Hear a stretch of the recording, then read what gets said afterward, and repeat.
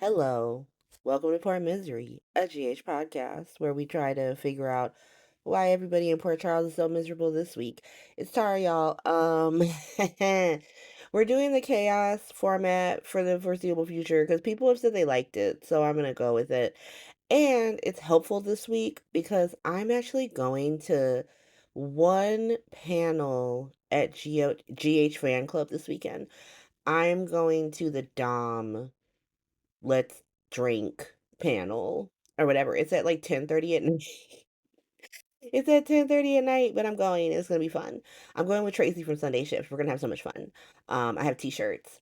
And so I was like, I should get a jump on the week. So I was gonna try to watch the episode the day of instead of like, at 1 p.m. on Sunday and try to like rush the podcast out. I'm like, okay, let me just let me try and be about it this week. And what a week. What a week to choose to be about it because Monday is fucking nuts. Oh my god. Dark Willow rise. Rise Dark Willow. I am here to support you. Oh my god, y'all know how much I've been hating on Willow. Like fuck Willow. And it is fuck Willow. But Dark Willow I stand behind. Dark Willow I'm here for. Let's get into it. Before we talk about her, let's talk about the shit we got to get through to get to Dark Willow. First thing I'm going to get out the way just cuz I don't care about it. So Britt is back. Okay. Britt's back. Apparently she's the person who Kane from YNR is doing his illegal animal testing research with. And what is it for Huntington's or some shit? Did they explain anything like how to cure snake venom? What are we doing here? Okay. We get several mentions of her, like Carly and Jason have a moment where Jason's like, "Oh, I want to like dig her up." Like, Jason, you are not a family member. Your situationship with Britt is hardly worth all this. And he ends up like running up on Liesel at the open bar at the canceled fucking reception for the non-Drilla wedding that didn't happen because Dark Willow rose instead. And so yeah, Britt's back. Britt's back. It's attached to Spy Hospital, which I do not care about at all. But it's continuously happening. And so we got Spy Hospital. Pikeman is being inappropriate with Joss per usual. He like calls her in like, I need to talk to you. And she's like, about what? And he's like, it depends. Like, what, because what Dollar Tree Dick said. And so now I want to know what you said. She's like, okay. She ends up just telling him what happened at the airport. Okay. And then he's like, it's not about the airport stuff, or something like I think she was like, did Dollar Tree Deck say some shit? Like, what's going on? He's like, don't worry what Dollar Tree Deck said. It's about what your mom said. See, this is why she wanted to go to the HR department. Like I said last week, this is why she wanted to go to the HR department. Because, bro, what are you talking about? And so he talks about how, like, Carly told him that she's, like, very well adjusted. Does that not mean that she does her job well, sir? Like, what's going on? And then he starts talking about, like, oh, I don't want you to, like, fall in love with Dollar Tree Dex. She's like, okay, I'm not in love with Dollar Tree Dex. I'm fine. And he's like, well, what if you got to date him for months? She's like, well, then I'll fucking deal with that down the line because I don't know what I'm going to feel like months down the line. But right now, I'm fine. What's this about? And then he starts waxing poetic about catching feelings and how she's a young agent and how it's easy to catch feelings and you don't know. Here's the thing. So I feel like they're trying to like set up this story where he didn't really care about Carly. This is always about Joss, but then he caught feelings. This is not the story we saw.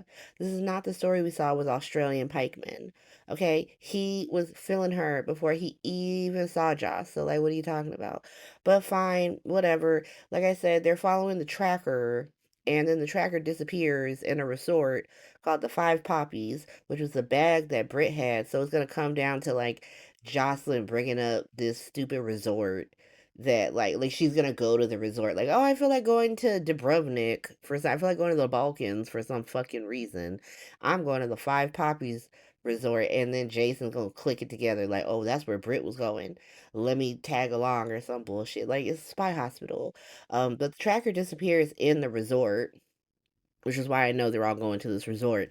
And we see Britt, and she's like in some whack lab with like a glass freaking board that has a bunch of like sciency symbols on it, like a bunch of like elements and shit, like science shit. And she's just like, "You got the stuff?" And the lady's like, "Here you go." And it didn't tell us shit about her. Didn't tell us nothing.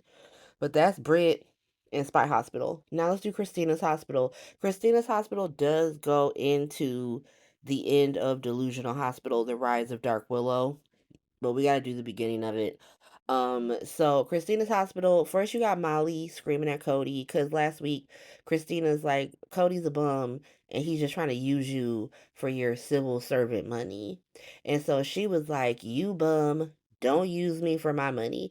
He's really like, "Girl, what are you talking about? Like, I'm literally just sitting here. You're the one traumatizing me with skin cancer warnings. So I asked you to put some suntan lotion on me, and now all of a sudden you're like, stop sexually harassing me." Girl, what are you talking about? She's just like, "Well, I have to stand my ground and I'm not gonna be like, so now because I'm mad, now that means something." She was just going crazy for no reason. He was like, "Girl, okay, I'm gonna go. I'm just gonna go because I don't know what's happening here."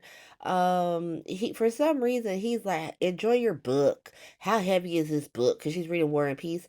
He picks up the book and a romance novel falls out. Okay, let her. He then proceeds to romance novel shame her. Girl, let her read her romance novel. What's the problem? And so it is shockingly about cowboys, and it's like, Molly, this is a little bit embarrassing, but she is like, "Listen, I am a romance novelist. I've written two romance novels, and I'm researching for a third." And you know what? She's not wrong. So it was a good cover, but clearly you're fantasizing about hopping on this man's broke, rugged, stable baby penis. And that's embarrassing, girl, because you were with TJ Ashford and now you're literally going after this gross, stable hand that works for the Quartermains and moonlights as a gigolo for your sister. It's embarrassing. Um, but he's like, "Well, let me leave you to your romance novel and I'ma go." She's like, "No, I'ma go." And like, also, "You got a mole on your back, you should check it out." And that's pretty much the end of them. At the same time, because last week, Christina had, like I said, she had, poisoned Molly against Cody. While she was doing that, she had gotten Michael in the shenanigans by getting him to distract Cody. So at this point, he's like, "Girl, I'm down for shenanigans, but I'm gonna need you to tell me what's up." So she is like, "Oh my God, I wanted to tell you, but I was so afraid you were going to be like disappointed in me." Girl, shut the fuck up. Be quiet. Just tell this man what you did. And so she's like, "Okay, I tried to kill Ava and I ended up hurting Rick and Liz." Um, Michael's like, "Oh, dip. Why the fuck did you do that? What the hell?" And she's like, "Well, Dad made me summer, and then she didn't let me take Avery to the ballet that one time, and then she tried to kill Sonny by not giving him his pills, even though I was at home, so I fixed it immediately. But then she told me that I wouldn't know about things because I'm not a mother," and I snapped. And so I cut her brake lines, but it turned out it was Rick's car, and then Rick and Elizabeth got hurt. But then Rick found out that I did it, and now he's blackmailing my mom to steal from a baby. Michael is like, "Somehow this is my fault because I wasn't here to stop you." Show, don't do this. Don't do this. Christina does come in like, "Nah, bruh, I'm an adult. I take responsibility for my own actions and I take full responsibility." Christina, what you are doing is the exact opposite of taking responsibility. This is not taking responsibility. Hiring gigolos to seduce Ava is not you taking responsibility. Like, manipulating your sister so she doesn't be with a man that she likes is not you taking responsibility. Like, what the fuck?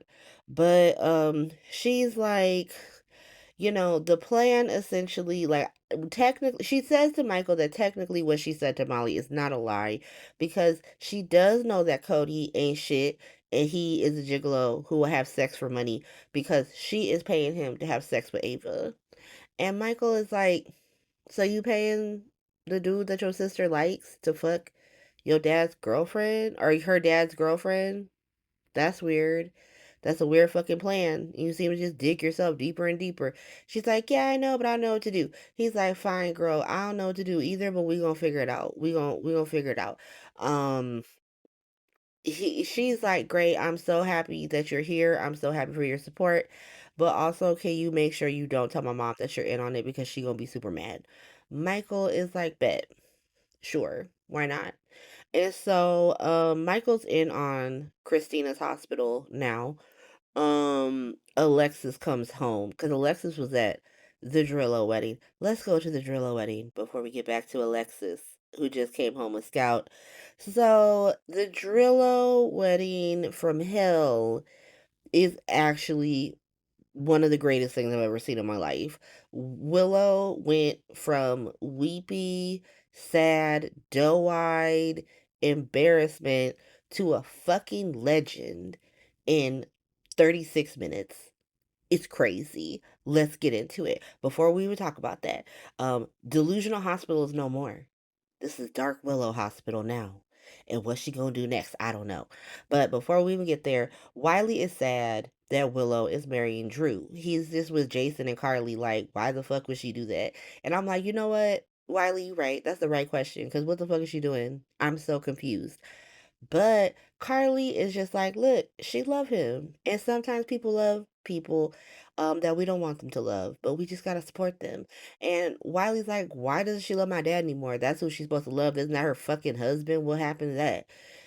Your mom is like, yes, yes, she should still be with your dad, but she's not with him. And you know what? They just love each other in a different way now. Now they love you, and their love for you translates into a different kind of love for each other.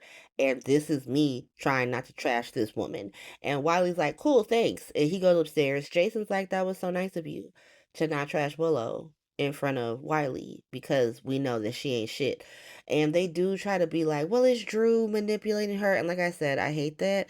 But also now I'm going to allow it because Dark Willow has risen and she is not delusional anymore. Now she's unhinged. And I'm going to explain what I mean by that in a little bit.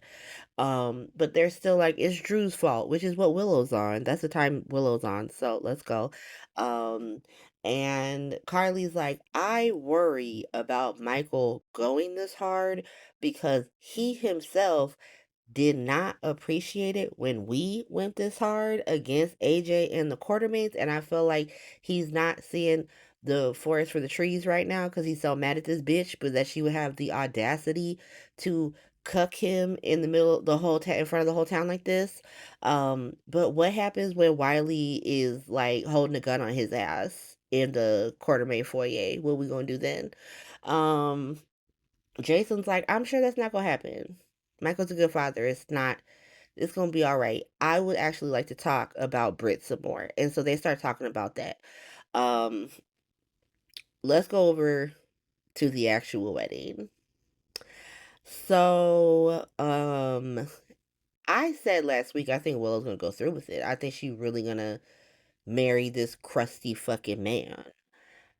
I was wrong. I'm here to admit that I was wrong. But I feel like she was gonna do it. I feel like she was gonna do it. Delusional Willow was still in control and she was gonna do it. And then Dark Willow took hold. So she is at the end of the aisle. They're playing the song. She walks down the aisle. Everybody on the bride side, so that's Liz, Liesel, Nina, Rick, and Ava. They all look either confused or anxious. Rick and Liesel are like confused because Ava's like, I'm very surprised wedding is still happening. Rick's like, why would you say that? She's like, don't even trip. Don't worry about it. Liesel can tell that Nina is about to have a breakdown. So she's like, Nina, what the fuck is going on? Nina's just like, I am the worst mother ever. Liz is just there. Liz is so outside of shenanigans. She has no idea. She's just smiling like a Cheshire cat, which is why she's gonna be so gagged with what's about to happen.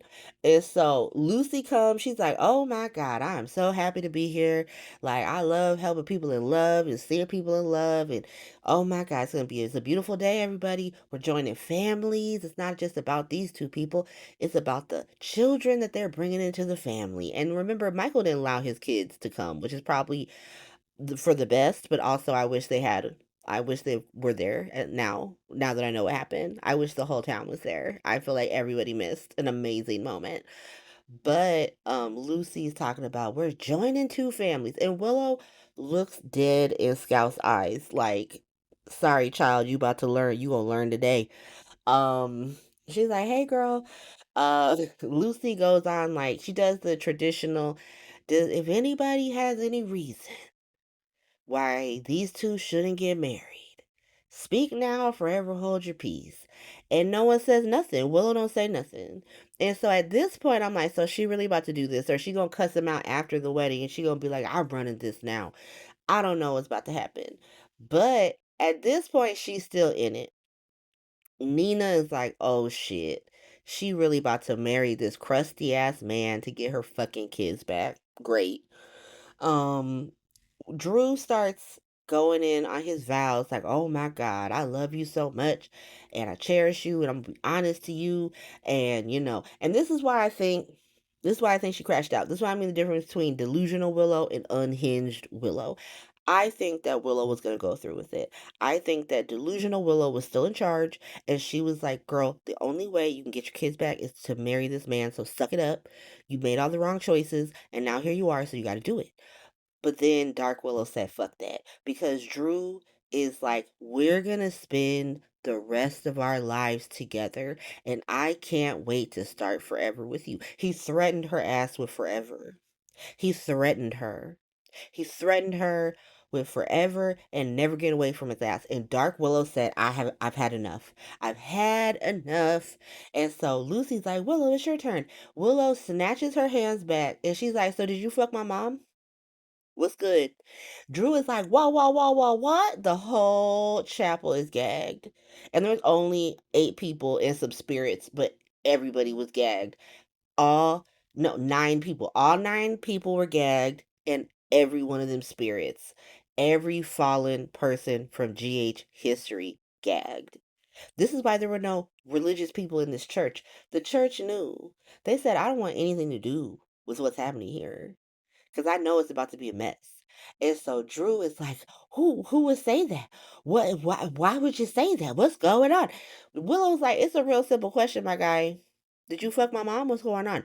He's like, well, at this point, Alexis is like, Scout, we're gonna go. And then just picks like her granddaughter up. Scout was chilling. Scout was like, answer the question, Dad. What'd you do?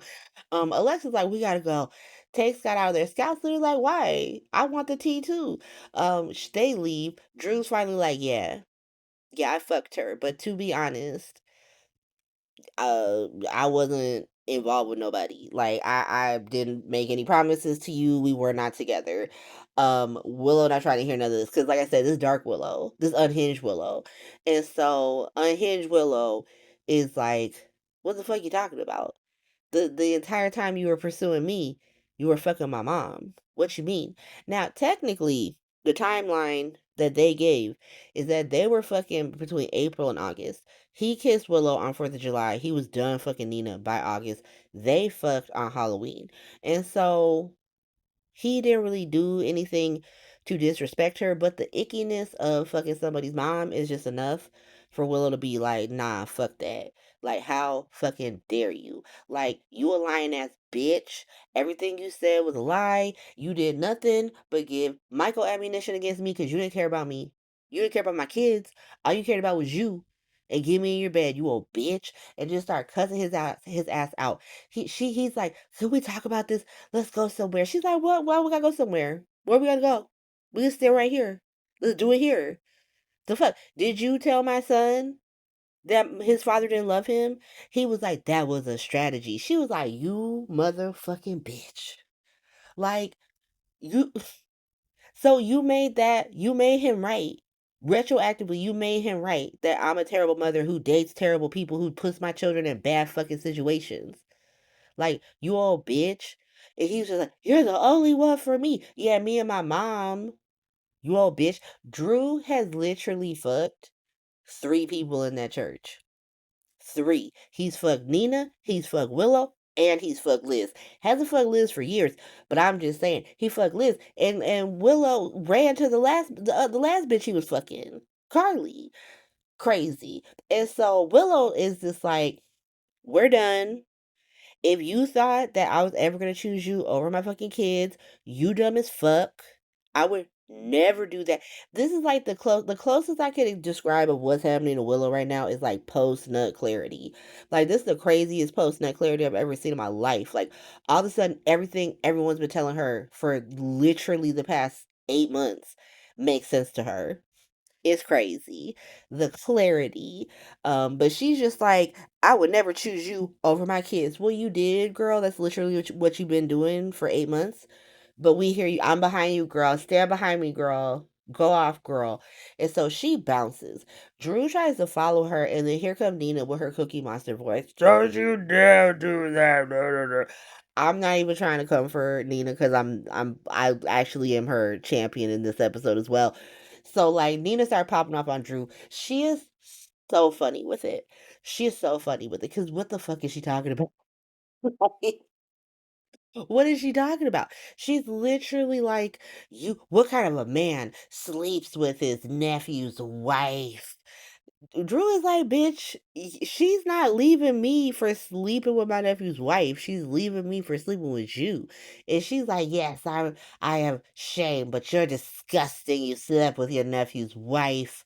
Drew is like, bitch, what are you actually talking about? You had me drugged and you paid a escort to drug me and frame me, and you did all that. Nina, in the coolest thing she's ever done on this show, and I'm counting shit with Michelle Stafford, is like, I didn't do that. She's like, I didn't do that. Like, who would believe you, you lying ass bitch? Ava is the VIP of the. She's the most valuable player. She's the MVP of this episode with the facial expressions because she was so funny. She was gagged. She was just and then when Nina was like, "Who would believe you?" And Ava was shaking her head like, "I wouldn't." Ava knows that Nina did this. What a fucking this is why I like the Ava Nina friendship because she's the friend that Nina deserves. And I mean that good, bad, and in between. She was literally like, I wouldn't believe his ass. But yeah, Nina was like, who the fuck's gonna believe you? You lying ass bitch. I was like, damn, checkmate his ass there. I've been saying for weeks, why didn't anyone just deny it? Who gonna believe Drew he a liar? What the fuck are we talking about? And so Nina is just like, look, Willow might not ever talk to me again, but she never gonna talk to you again, which means problem solved. Like mission accomplished, bitch. And now you can go with your shitty reputation and your tattered fucking dreams and go, have a nice life, bitch. And she leaves. And so, Drew, fucking disloyal ass football player, is still like being disloyal to Black Hospital, still capping for Drew. Like, you want me to drive you home? He's like, no, I'm going after Willow. But you gonna go blackmail her ass too now? What you got something on Willow too? You gonna tell her I know that you kidnapped Michael and Sasha's baby, and so you gonna marry me or else, bitch? Like, are we about to see Dark Drew? What's happening? Everybody get dark. It's gonna be Dark Hospital. Everybody popping off, but it ends with Willow running to the mob compound to Carly's house, just banging on the door like da da da da da. But Carly, Carly's like, what the fuck? Willow there looking haggard and unhinged, and she's like, you gotta let me see my kids. And so that was Monday's episode. I am gagged, gagged, gagged. I have said several times that Willow would have to do something so fucking cool to get me back on side. And damn if Katie McCullough said, bitch, hold my drink. Give me a sec. I got you. Cause I'm back on side. Yes, Dark Willow. Let's go. What are we doing? I'm team Dark Willow. Now, doesn't mean I'm not Team Michael. I'm definitely Team Dark Michael. So if I have to choose between Dark Michael and Dark Willow, I'm gonna choose Dark Michael. And anyone else outside of Mob Hospital, right? Outside of Mob Hospital, I'm gonna have to be standing by Dark Willow when she cuss your ass square out. Like if she cusses Tracy out, you got cussed out, Tracy. If she cussing Drew out again, you cussed out. If she cussing Nina out, you cussed out now too. Everybody can get cussed out by Dark Willow. Gagged. Gagged. And she took no responsibility for anything. She went from blaming Michael for all her problems to blaming Nina and Drew for all her problems. But the difference is that when she was blaming Michael, it was delusional. Cause it's like, girl, like if you had to blame anyone, it's Nina and Drew, but you really should be taking responsibility yourself. But like I said, now that she has shifted to Nina and Drew, it's less delusional and now it's more unhinged. Like unhinged Willow, like with raccoon eyes in a wedding dress, banging on Carly's door, demanding to see her kids. Because even in the preview, she's like, I left Drew, so you gotta let me see my kids now. Michael don't gotta do shit. What you talking about? Like he still got a court order, even though it's paid for by Pikeman, not Pikeman, White East African Warlord, my bad. But that was Monday's episode. It is Monday night, so I will be back. For you, it will be 1 second. I'm gonna be right back. For me, I have to now wait a grueling 14 hours for the next episode to drop. I'm devastated, but I will see you in a sec. All right. Okay, hey, I'm back. Funny story, true story. I am not back 14 hours later. I am back like 5 days later. It's maybe six. It's Sunday. Life happened. Like many of you know, if you've been listening, I teach college, and it was the last week of summer school, and it's summer school. All the students were like, I have decided just now that I care about my education. What can I do to get a better grade? And so I was very busy. And then I also last night I'm so tired. I it just you feel like, yeah, I'm not that old. I'm only 37. I'm gonna be 38 next year. Next week. Not next year, next week. I'm only 37. I'm fine. I could do this like 10:30 to like midnight event with Dominic Zampronia. When I tell you I am going through it, going through it. It's crazy. It's not good. But I was like, I'm gonna get through it. I'm gonna make this happen. So I'm gonna talk about the show for a second. I'm just gonna cut in for a sec just to be like the Dominance and Proya event was so fun. It's so fun. I've been to a couple of events before, always with Tracy from Sunday Shift because it's just a cool way to get to hang out with Tracy. Um, and they're usually in Sacramento. So we went to Crew. Remember Crew? RAP Crew, pour one out for that ship. That didn't just sink, that like crashed on the rocks, blew up and sank. Back when it was sailing strong, we went to see Laura Wright and Cameron Matheson, and it was very fun because it was pretty much like a Laura Wright event hosted by Cameron Matheson. He was just like, I know that none of you are here to see me, so like I'm just gonna interview Laura Wright, and it was very great. And then we went to see, and it was all of Sunday Shift for this one, so it was extra fun. But so I think the crew event was just me, Tracy, and Sandra, who used to be a host in Sunday Shift. But then for Vanna, all three of them went, and then we had like the Vanna fandom, and it was so fun. And that's obviously Finola Hughes and Jane Patrick Stewart. The difference between those two and Dom is that Dom is just completely unhinged, in the best way, in like the most positive, best way, and he probably swears as much as me. And he brought booze. Like, I didn't have to buy the booze, he brought the booze, and so I was like, "Okay, let's go." But it was very, very fun. I got to tell him my theory about how Sonny shot him, or not how, Dante shot himself. Like, Sonny did not, yes, technically Sonny pulled the trigger, but, like, how are you just gonna walk into this man's house, like he's mobster, who you've been lying to for, like, 10 months, and be like, "Hi, I know that I've been lying to you. Dom was like, "Well, he said I was lying. I didn't say I was lying, but you were." Dante was lying. What do you mean?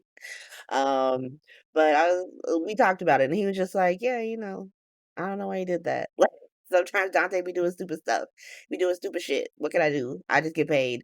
But I had a great time. Highly recommend going to a Dominic Zimpronia event. You will not be disappointed. But you don't listen to this podcast to hear me talk about the random events I go to.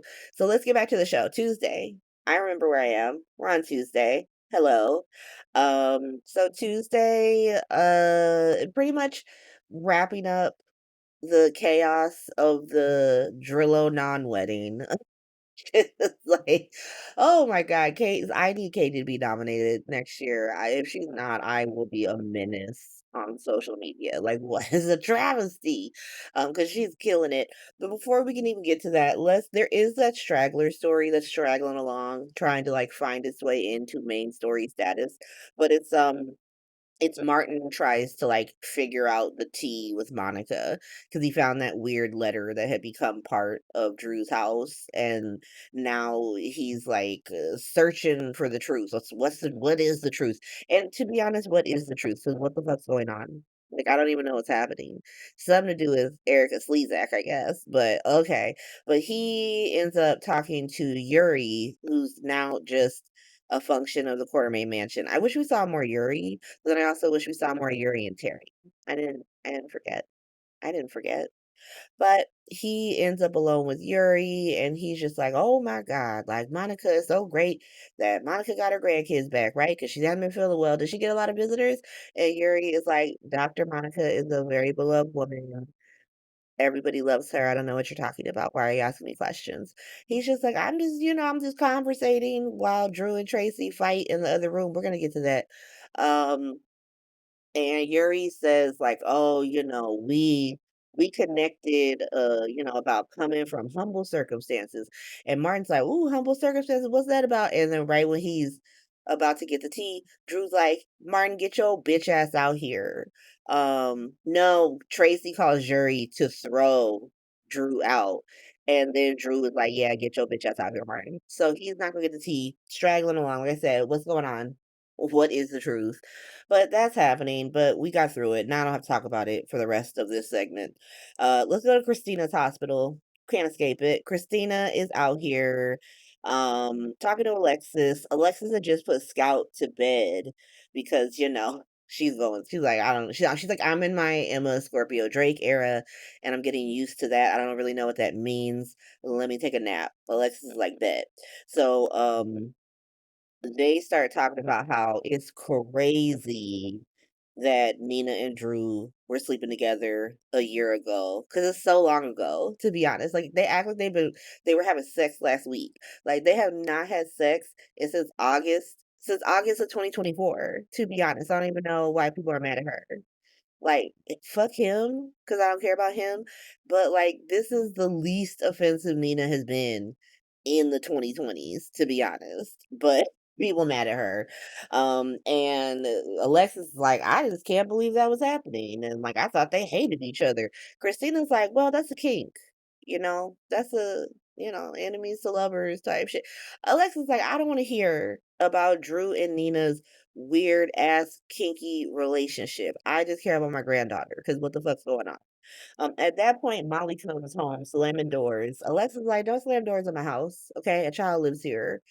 All of y'all live here. Everybody live in my house. Don't slam doors. Molly's like, I'm sorry. I'm just upset about Cody because she had been manipulated by Christina to hate his ass. And so she's complaining about him, goes upstairs to start writing romance novels, and I guess trash him in the romance novel. Okay, girl. Sure. You showed his ass. He definitely seems like the kind of guy who's gonna read this romance novel, or like the whole world's gonna read it and they're gonna be like, it's definitely about that one man, Cody Bell. He ain't shit. What are you doing? What are you doing? Okay.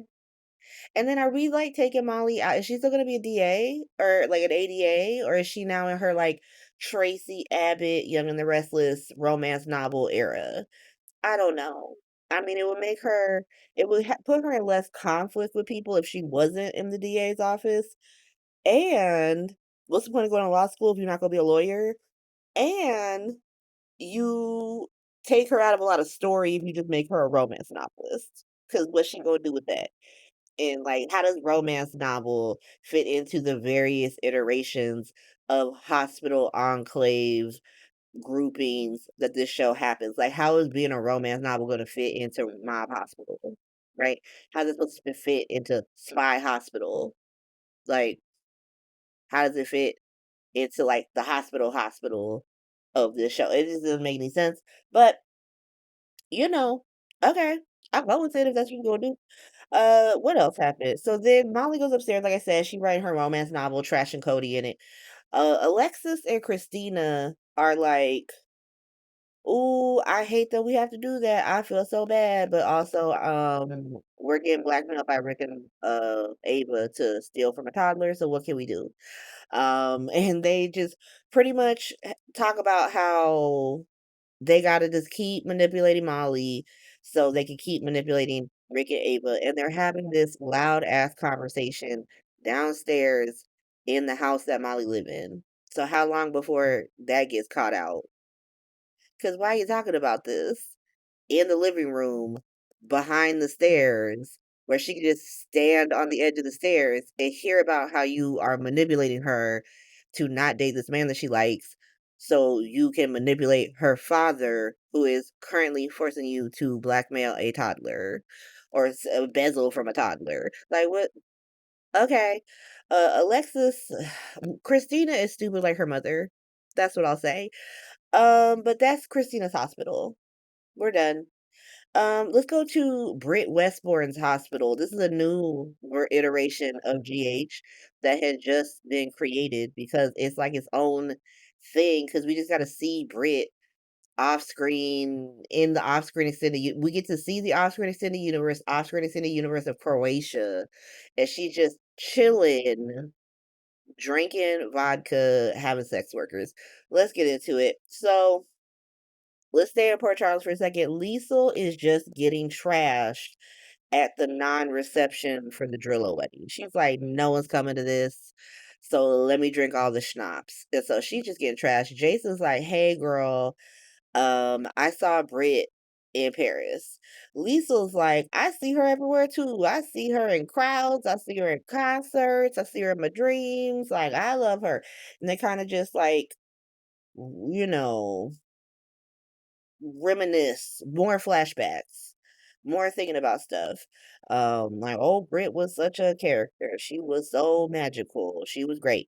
Lisa is like, you did abandon my daughter to be with Carly, but then you saved my life that one time, so we'll call it even. We're cool. That was kind of hilarious. She says some crazy shit where she's like, "Oh, when she died a hero saving Jocelyn Jackson, she didn't even tell me she was poisoned because she didn't like to make a fuss." What do you mean she didn't like to make a fuss? She legit stole an embryo from Dante and Lulu so she could trick Patrick into being with her, and then use the baby produced by the fake stolen embryo to trick Nicholas into being with her, but she didn't like to make a fuss.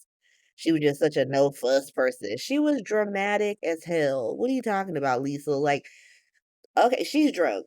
It's drunk Lisa, so I gotta just let that happen. But Jason is like, what'd you do with Britt's body? Because there's no grave marker here in Port Charles. She's like, yeah, it's weird. I always thought that Britt would want to donate her body to science so they could learn about Huntington's. But turns out she wanted to be cremated, so I did that. So I'm assuming that they just handed Lisa like a bag of brownie mix. It was like, here you go, girl. This your daughter. Because Britt is definitely alive. She's definitely alive, drinking at a resort, doing research, and getting sex workers sent to her. And it was like very weird. Like she turned the sex worker down. He gave her a massage. She was like, "Ooh, girl, I'm gonna make you feel good." She was like, "No, I'm good, thank you." He's like, "Are you sure?" She's like, "Bruh, get the fuck out my hotel." What's going on? What's happening? Where are you? where people just are like, "You seem tense, let me send you a sex worker." What's okay, but that's Brit's hospital. That's Brit Westbourne Hospital. Um, okay, let's move past it. Let's go to the main story. So it's Delusional Hospital gets straight owned by Black Hospital. Let's get into it. So Nina calls Portia and Curtis to complain and cry that her daughter doesn't love her anymore because Drew and Willow didn't get married. They're like, "Oh my God, what happened? What happened there? I'm so confused. I can't believe it." For like a sec, just for a sec, it was very funny. Nina's like, "Yeah, so I went to go tell Willow that I was banging Drew, but I got there and she already knew, and she cussed me clean out, and then cussed Drew out, and now she don't fuck with both of us." Um, Portia is genuinely like, "Well, who told her that? Like, how'd she find that? Who said that?" Curtis is like, "I said that. I'm sorry. I thought that if Drew didn't have to protect Willow, that he wouldn't have to blackmail Portia." What are we talking about? Why would you think that? That plan doesn't even plan. Like, cause now Curtis is worried about Drew finding out that he's the one who narked to Willow. Like, the plan didn't plan, it's never planned, it's a silly fucking plan. And so Curtis is like, "Yeah, I'm the one who did it. I'm so, so sorry." Nina is like, "Bet. You had to do it. You did what you had to do. It was probably the right thing." Curtis tries to be like, "Well, if I hadn't done it, if I hadn't jumped the gun, then like you could have done it. Maybe you could have explained it to her, and she'd still be talking to you." Nina, in the most clear-headed moment that she's had in the 2020s, once again, is like, "No, you right. She wouldn't have believed me if I told her. She would have just assumed that I was saying it to stop her from marrying that man. And so she needed to hear it from you and to have me confirm it. And if you had told me about it, I would have talked you out of it because I would, it was the right thing." I liked the moment. I didn't need to see Nina be mad at Curtis for this because Curtis has been very understanding to all of her bullshittery throughout the 2020s. And so, absolutely not. Even if you feel some type of way, you gotta just suck it up and just take your licks because you are a hot mess and that man's your bestie. But she does. She's just like, she doesn't even take licks. She's just like, you did what you had to do. Like, that was the right plan. That was the right move. Um, Portia tries to hype Nina up. Like, "Listen, girl, I know she mad now, but she gonna get over it, right? She gonna understand why that had to happen." Curtis is like, "I don't know. I don't know. I don't think you need to let your guard down just yet, cause she crazy as hell and she could take that man back tomorrow. So keep your eyes open." And so now Nina's panicking about that. That's how we leave her. Drew is just crashing out. Drew crashing out. He makes old man Martin, who literally just got out of the hospital for back problems. He just had a backiotomy.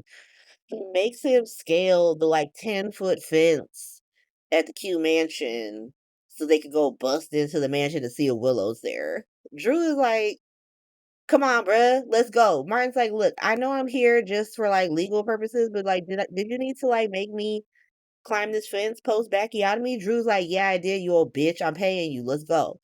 They bust in.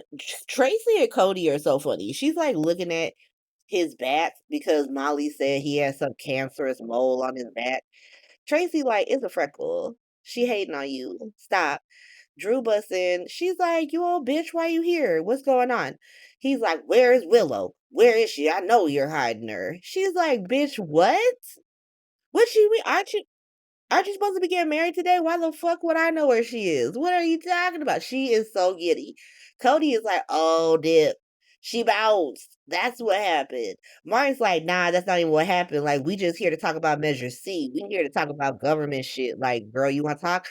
Tracy's like, "What the fuck are you talking about? This is man's wedding day. This is man's wedding day. He come to talk about some government shit? Don't play a player. Get out my face. What happened?" Um, she guesses that it comes out. Oh no, Drew just says it like, "Oh, Nina decided to tell her that me and her were fucking." Tracy just busts out laughing like, "Tee hee hee, this is so funny." And obviously Cody knew too, so he was like, "Well, I said you were a bitch back then." Um, that's when Martin and Yuri go in the living room to talk about the straggler story. Drew's like, "You can't stop me. I'm gonna go look upstairs." Tracy is like, "Go look upstairs, you old bitch." Cody's like, "Why you just let him go upstairs?" Tracy's like, "Cause she ain't up there, and I don't know where she is, but fuck him." And so he comes back down like, "Where is she?" She's like, "She not here, you old bitch. I told you she wasn't here, and hopefully she's somewhere and I'm never gonna see you again." He's like, I am all she has. I need to find her. Cody's like, "Just leave her alone, dude." Cody is like the embodiment of the Demi Lovato, leave her alone, get a job. Fuck it. Like, leave her alone. Tracy's like, "Oh, she don't have nobody. You all she got. Whose fault is that? Whose fault is that?" And then calls Yuri to like throw them the fuck out. And so, Drew is spiraling and he essentially is like, "Mine, I gotta find her. I'm all she has." That doesn't sound crazy to you, bruh? That's so crazy. That's not crazy. But let's talk about the main event. Main event. So, like, as you just heard, Willow ran out of the wedding, immediately gets in her car and goes to Carly's house, tries to break into this woman's house to see her kids. She's like, "I didn't marry Drew, so I can see my kids now." Like, just decided that that's what the judge said. The judge and Michael said to her, "If you don't marry Drew, if you leave that man, we're gonna let you see your kids." That's what she heard. And so she not with him. So she's like, "Well, obviously I get to see my kids now. Custody reinstated." Carly's like, "Girl, that is not how this works. What are you talking about?" Literally, like, Willow is like, "Fuck you, bitch. I'm gonna come in this house, see my kids." Carly got to put hands on her. Wiley is at the top of the stairs. He's off screen, but you can hear him. She's like, "Wiley, Wiley, Wiley." Carly's like, "Bitch, shut the fuck up." She's like, "I'm his mother. He needs me." She like pulls you to a mirror, like, "Look at yourself. Look at yourself." This is one of those scenes. She's just like, "You got a wedding dress on, you got raccoon eyes, what's happening?" She starts like just wiping her eyes. Just like, "Let me fix my makeup really quick for my kids." Michael shows up like, "What the fuck's going on here?" He teleported from Alexis's house. He teleported from her house. He just knew that this is where this bitch was going. He's like, "I know she going to my mama's house." Shows up. And this was controversial because like some people did not like that he physically removed her from the house.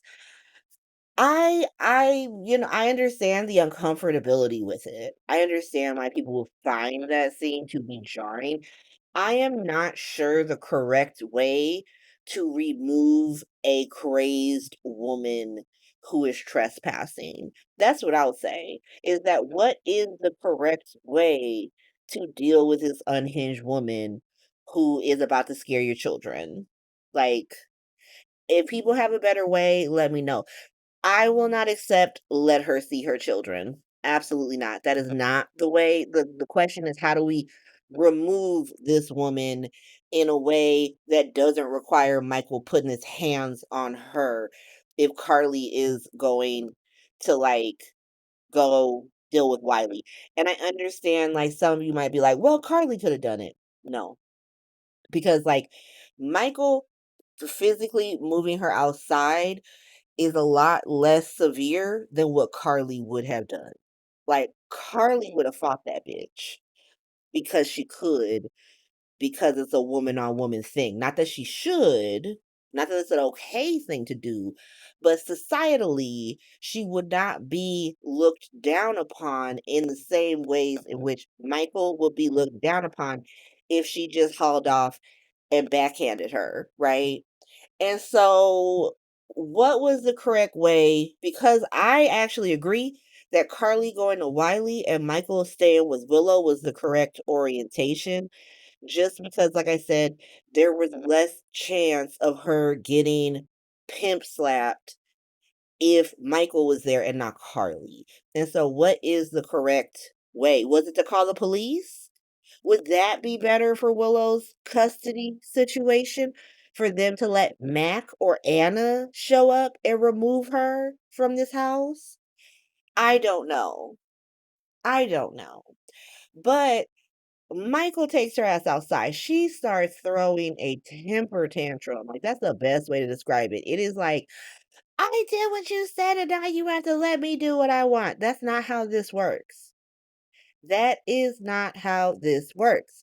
And so Michael is like, girl, look at me in my eyes when I tell you I'm not going to let you see these kids tonight. It's not going to happen. The tears are not working. And so shut it down. Um, she's like, I can get back, we can get back together. I can make you feel good. Willow, what's happening here? What's happening? So the bubble burst on your weird Drillo fantasy, and now you want to go back to Millow? You wanna just go back to Milo, like, you weren't having your back blown out by that man's uncle for the better part of 8 months, and, like, he don't have a secret love affair child with your bestie, with your ex-bestie? You just wanna go back to Milo? You wanna go back to June 2024 Milo before you were having an affair with his fucking uncle? Nah, girl. He's just like, "Listen, you gonna get off my mama's property, or I'm gonna have the guards remove you from the property. I'm gonna call the cops, and then you could deal with it like that."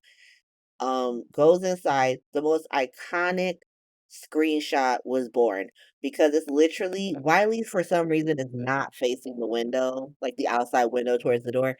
He's just hugging Carly, looking at the backyard. And then Michael comes in, the window is open. There's the blinds are open, like the curtains are open. You could clearly see Willow just outside of the window, like, no. It is so funny. It's just Michael and Carly and Wiley hugging each other like family, and Willow outside looking devastated. So I don't know how Rick and Liz knew to come here, or if Carly called Liz and was like, come get your friend. But Liz and Rick show up to Carly's house to get Willow. Willow is like, I don't. First, she tells Liz, you gotta go talk to Michael and tell him that I fulfilled the judge's request to dump Drew, so he gotta let me see my kids. Liz is like, I'm not gonna do that because it's not gonna be beneficial to you.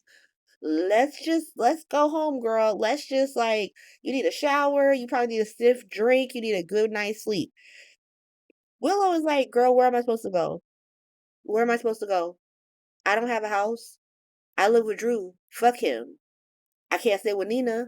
Fuck her. Can't stay here. I'm on the stoop. Can't go to the Quartermains. I'm homeless. Like she has this realization that she's homeless. Liz is like, you gonna come home with me. Don't even trip. Takes her home. Rick is just there, oh my God, well, let me get you some tea, let me get you a blanket. Liz is 1,000% gonna fuck Rick. And like I said, it's not Christina's fault. It's not Christina's fault. I hate Christina more than you do, and I'm telling you it's not her fault. Um, but they're looking at Willow because she's just like, I don't understand why Michael wouldn't let me see my kids. I did what the judge said. They're both very clear that she's crazy as hell. She's crazy as hell. And so the final thing is Michael and Carly were back at them. They managed to calm Wiley down, put him to sleep. Carly's like, so what the fuck just happened? Like, why this bitch come to my house? What's going on? Michael is like, so Willow found out at the wedding that Drew and Nina were fucking. Carly's like, what? Huh? When? How long? And so when she realizes that Nina could have ended all this shit months and months and months ago, like before Willow fucked Drew, before Sasha fucked Michael, like Nina could have ended this. She's like, that bitch really ain't shit. She's truly not shit. Because what the fuck? Really, bitch? And some people were mad about it. I'm not because like she right. Nina literally said the same thing in the episode. And so I don't understand why it's a problem when Carly says it, because Nina agreed that yeah, she should have said some shit earlier. But Mike was like, I don't even care about that because I care about how Willow acted when she came to my house and that shit was out of pocket. And I don't know if I could ever let her around these kids ever again. And so he is officially in the position his parents were in when he was a kid. This has gotten interesting. And so now I gotta watch Wednesday's episode. Wednesday, hopefully the segment for Wednesday will be a lot shorter because I'm not gonna like bust in and be like, let me tell you about my night with Dom. But I'll be right back. Okay, I'm back. Wednesday. Wednesday is just full of crazy people. Several people have lost it. deranged hospital, delusional hospital.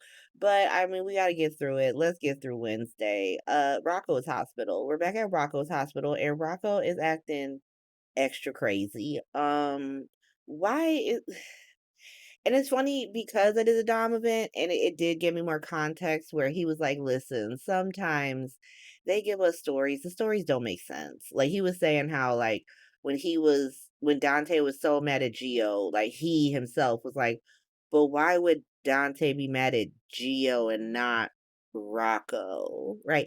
So like knowing that they know the absurdity of these storylines does help, but still Rocco just not understanding the surrogacy and in vitro fertilization and all of these things, it's a little annoying. So you can do all this internet research on Liesl's terrorist activities, but you can't look up how much it costs to do IVF. You can't look up how many shots your mom had to take that harvest her eggs. Like you can't. Okay.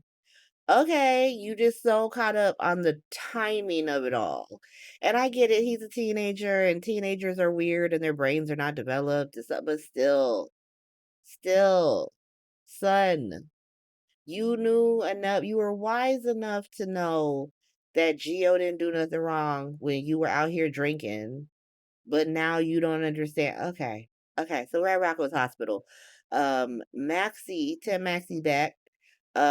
She is playing referee between Brooklyn and Lulu once more. Why does she keep bringing them together? Like, girl, you have to just accept that your two besties hate each other, and you gotta compartmentalize your life, and like you gotta spend like Monday, Wednesday, Friday with Lulu. You gotta spend Tuesday, Thursday, Saturday with Brooklyn, and then you can spend Sunday with your kids and your family and some stuff. Like, but you stop bringing these two women together because they don't like each other. But she brings them together to be like, y'all got to work this out. And Brooklyn is like, listen, I said that I wasn't trying to do that. I get that he just happened upon it. Just like Lulu wasn't trying to do what she did. Gio just happened upon it. Sometimes that shit happens, right? Lulu's like, nah, bitch. Nah. I brought you your son. I am a good person who does good things. And you are a crusty bitch who brings terrorists to town. Now, here's the thing. I am still on Brooklyn's side when it comes to like her just getting her lick back on Lulu. I don't think she should involve children, but it's a soap. So that's what we had to do. I'm sorry. And I am kind of on Lulu's side when it comes to the Liesel Obrecht and Britt Westbourne of it all, because they're really acting like she is so out of pocket for feeling how she feels and not liking these bitches. And it's like, stop. Because even with Brooklyn, she's like, it's not about Liesel and it's not about me. It's about you and you making everything worse. Well, no, it is about the fact that there's a fucking terrorist in town who wants to hang out with my son. And then Max is like, well, why wouldn't Lisa want to hang out with him? That's his only connection to Brit. Bitch, I'll smack the shit out of you. What are you talking about? Why would you say that to Lulu? Look, I get that you are a Westbourne stan because of Nathan. But like, why would you say that her son that was stolen from her, given the history of like fertility issues and surrogacy and all that Maxie Jones has with Lulu. Why would she say that to her? Like, if Lulu hauled off and smacked her, I would have been like, well, she needed to be smacked. Because why would you say that to me? The fuck? And so, Laura ends up calling, being like, hey girl, can I talk to you? She's like, excellent, because I'm about to smack the shit out of these two. And she leaves. Maxie and Brooklyn are really like, I can't believe she just left. What do you mean you can't believe she just left? Are you serious? Y'all are really trying to give her child away. Trying to talk about she needs to give these raggedy bitches who steal embryos and children from her personally. She should give them the benefit of the doubt, give them some credit. And she gonna have to listen to that from her own mom in a second. But they're all surprised. And Brooklyn's like, thank you for defending me. Maxie's like, well, I'm on your side because I'm team Westbourne, obviously. But it's very weird. It's very weird. Um, Laura had called Lulu because Rocco had come to see her, And she was like, "Listen, I called Lisa Obrecht and I told her like I want to talk to her. She came to Port Charles. I talked to her. I love that woman. I think she's great, and I don't understand what my parents' problem is. You don't understand what your parents' problem is. You don't understand what your parents' problem would be with the woman, because like Lisa is the one who impregnated Brit with their embryo. So it's not even like she was just out here like, I don't know. I think it was Lisa's idea.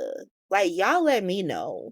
But I'm pretty sure Lisa was like, if you want a man, go get him. Because, she was in her little second choice era between Faison and Anna. And so she was like, Brit herself is a keep a man baby, right? And so she was like, girl, you didn't keep a man baby. And so Lisa is as guilty as Brit, right? And I don't understand why my parents would be mad. Okay, sure. Laura tries to explain, like, listen, here's why they would be mad. And why is there an and, Laura? Laura, why? Capping for the worst fucking people on the show always. But she's like, and Lisa did change. I saw her change. Y'all saw her change. Like we saw her change. She has feelings and she gets sad and her children kept dying and that made her change and she changed. And so Rocco was like, I saw the change. No, you didn't, Rocco. You absolutely did not see the change. You read a Wikipedia page and then met the woman and she didn't start cackling in front of you and like luring children into her candy made home, and you just decided she must be a good person. That's what you decided. What are you talking about? What do you mean?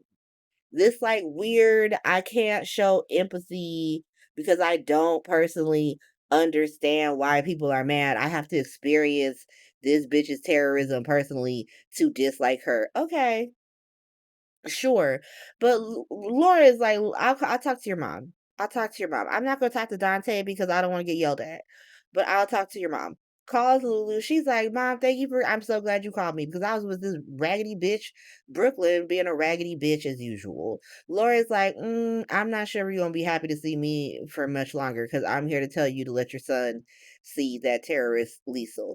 Lulu's like, what? Why? Why would I do that? Laura tries to be like, listen, I know you didn't see the change, but she did change, and Rocco got questions, and maybe you support him. Then it's gonna make you closer than ever. Wrong. Wrong, Laura, because Rocco is at the Metro Court with Brooklyn, thanking her for helping him find his other mother. I am not exaggerating. I know I have a tendency to exaggerate on this podcast. People will be like, Tara, that's not what really happened. Yes, it is. You know it's what happened. But he said those words, his other mother. Okay. Okay. So disrespectful. So disrespectful. And here's the thing, I don't even like Lulu. I don't like that character.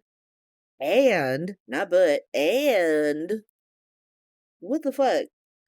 Why? So he feels some type of way because she didn't like squeeze him out her vag? How would he feel if she had a C-section? Would he be like, I don't feel like she really loved me because she didn't take the time to push me out of her vagina? What is the line for Rocco Falconeri for Lulu to be counted as his only mother and not give anyone else any credit? Like, if she had a C-section, would he have to give like Dr. Navarro some credit? Would she become his other mother? I'm just trying to find out the rules with Rocco Falconeri because what's going on? But that's Rocco's hospital. Let's get away from it. Let's move away from it. I don't have any kids, so obviously I don't have any time for kid shenanigans. Like this shit is painful for me. The kid is himself is knocking it out the park, right? Acting wise, creativity wise, all that is beautiful. I'm just like, what is this kid? It's starting to make me judge Dante. Dante, what were you doing? What kind of how has the child been raised? What what's going on? Yes, now leaning to you should have talked to him prior to this because this is atrocious. This is a mess. But yeah, let's get away from it. Let's go over to Black Hospital. Black Hospital is a part of several different hospitals finding out about the Drew and Willow non-wedding because Nina and Drew banged. And somehow that's supposed to change things for like everybody. Everyone's like, well, now that we know that Drew banged Nina, like we can fix these problems. Well, how? How did you get there? How? Okay, let's get into it. So, Black Hospital. First, you have Portia. She is the only realist at Black Hospital. She is really like, I get that Drew did marry Willow, and everyone's like, oh my God, yay. And we're doing like the big dance sequence at the end of The Wiz. But also, what stops Drew from crashing out? I don't I don't see the vision, so I'm gonna quit. Attractive biracial doctor shows up, like, oh my God, you're still here. I guess you didn't quit. She's like, no, I am just about to quit. He's like, don't quit. I didn't know I could be a doctor until I worked at General Hospital, and that is why you shouldn't quit. He doesn't even know what she did. He does not know what she did. He is just going off of vibes. Like, you make me feel great, and so I don't think you should quit. Date her. Date her. Let her quit. I mean, like, for all we know, upstairs Monica will be like, girl, Elizabeth kept somebody in a tower. I don't even care about that. Job or resignation not accepted. But just date her. Isaiah, steal her from Curtis. Have an emotional affair with attractive biracial doctor Portia. I approve. But she's like, thank you so much. I'm probably still gonna quit. I will think on it, but I'm probably gonna still quit. Goes to tell Curtis that she's still gonna quit because she does not see the vision. Curtis, he really believes in this plan. He is really like, no, now that Willow and Drew are not together, we are in the clear. Okay. Like, as long as he doesn't find out. So he was telling Trina that she should get back together with disloyal ex football player. She was like, why should I do that? Why would I get back together with him? Curtis is like, well, now that we know that Nina and Drew slept together, maybe he thinks that he ain't shit now. Maybe he's wised up and you get back together with him. And I don't like the fact that me and your mom shenanigans got in the way of your relationship.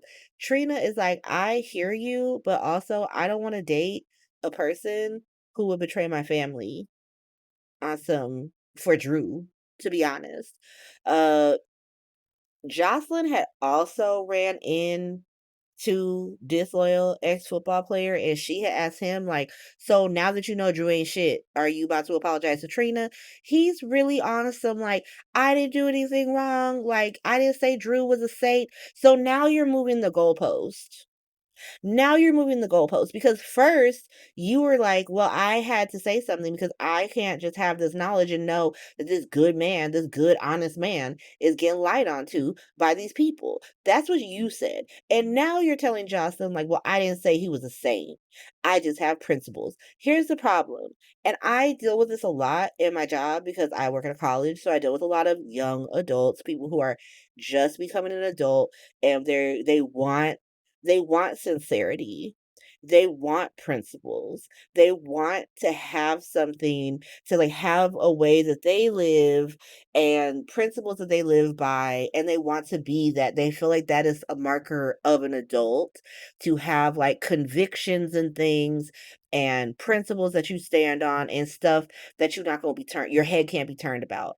Um, and I teach history, obviously, so we deal with a lot of like both public and private things to do with this idea of principles and ethics and morality, especially in regards to like the law and politics and the economy, stuff like that. And so I like to tell my students, because I can tell this with this young man, and I don't know if it's a writing issue or if like if it's a good writing issue and you deal with a lot of young adults, so you understand that this is something that happens. But like I when he was saying that, all I could think was like this is a perfect time for like Stella or Hat Daddy or someone to pop out and to be like, I understand everything that you're saying.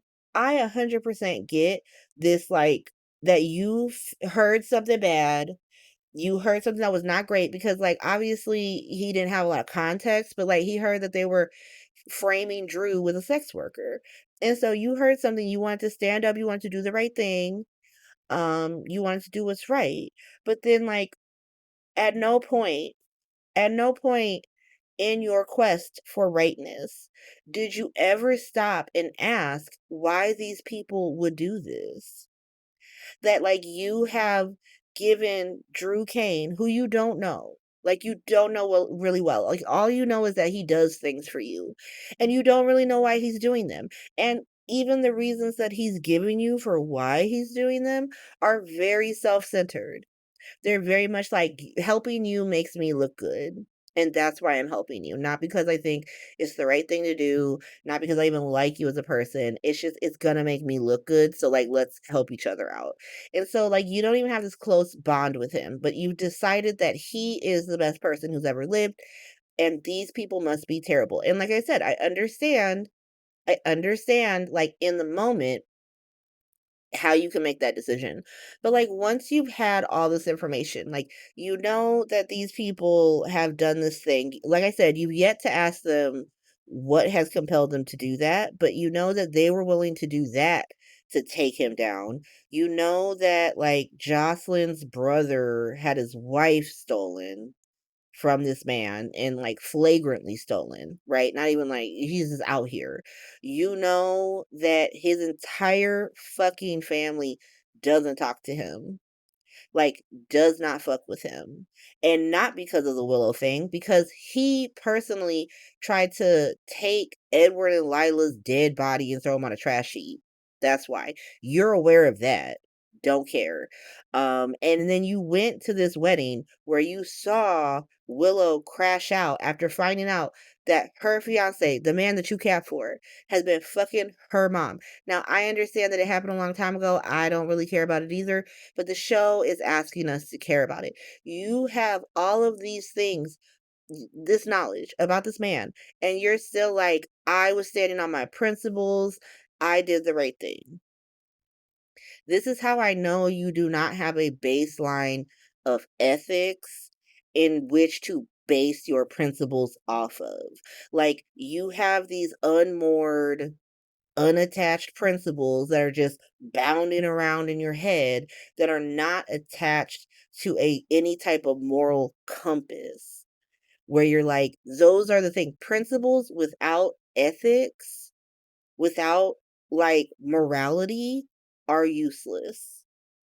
They're useless, and they're, strategically applied. They're applied when it benefits you. So it seems like you're doing this because Drew is your benefactor. So you're like, like an employee, I work for this man. He gives me things. So I have to show him loyalty, not based off of like, this is a good person. He's my friend. And so that's the most irritating part about him. Jocelyn's like, great. I hope your ethics, not even ethics, he don't have ethics. He has principles. He has unmoored principles. I hope your unmoored principles keep you warm at night, because it's definitely not going to be any friends or family if this is how you act. Trina comes up. She's like, so do you still cat for Drew? He's like, yes, I do. She's like, that's why we're not together. And so that's pretty much Black Hospital. Like I said, it really does end with Curtis being like, as long as Drew doesn't find out that I told Willow about him sleeping with Nina, we're all good. So of course Drew is gonna find out about Curtis being the one to tell Willow that he was sleeping with Nina immediately. But let's go over to Delusional Hospital, starring Nina, Rick, Drew, Liz, and Dark Willow. Drew goes to see Michael to be like, you win, I lose. Now let Willow see her kids. Why you keep framing it like this, my guy? Why you keep framing this like Willow and these kids were something to win or lose? Not like they're human beings or something that should be cherished. It's just very weird framing for him. Michael, on his part, is so funny because he was really sitting there eating breakfast. Like, really? Really? You done? You're done? So, like, everybody found out that you a nasty hoe, and now you done with Willow? You broke up my family, broke up my marriage, but you done now? Drew is like, I'm not done. I'm just trying to like what he calls love Willow the best way he can. Michael is like, bruh, you're not noble and you're not, and this is not tragic. So please stop. Please stop. Stop the cap. Okay. Um, Drew is really trying to be like, why are you acting like this? Just let Willow see her kids. Like, you got all the power. Michael is like, listen, this ain't got nothing to do with you fucking Willow. This has everything to do with the fact that she showed up at my mama's house last night with raccoon eyes and a wedding dress, screaming and ranting and scaring my children. That's why she can't see these kids. I'm over it. Drew is like, oh my God, that's like she was at the trial. Like, that's so crazy. Not you sitting here agreeing with Michael that she's crazy and unstable, shouldn't be around these kids. Really, my guy? That's what you're doing? Okay. Drew does try to be like, well, I stole Willow from you, like you stole Willow from Chase. Like, you should understand because you stole her from Chase. Michael is like, you paid a bitch to not tell me it came to see me in Germany. That's what you did. All of a sudden, Drew is like, why you bringing up old shit? Really? Really, Drew? Really? Because you wanted to bring up, was Drew even alive when that shit was happening? Didn't he go down in a plane because of Peter August?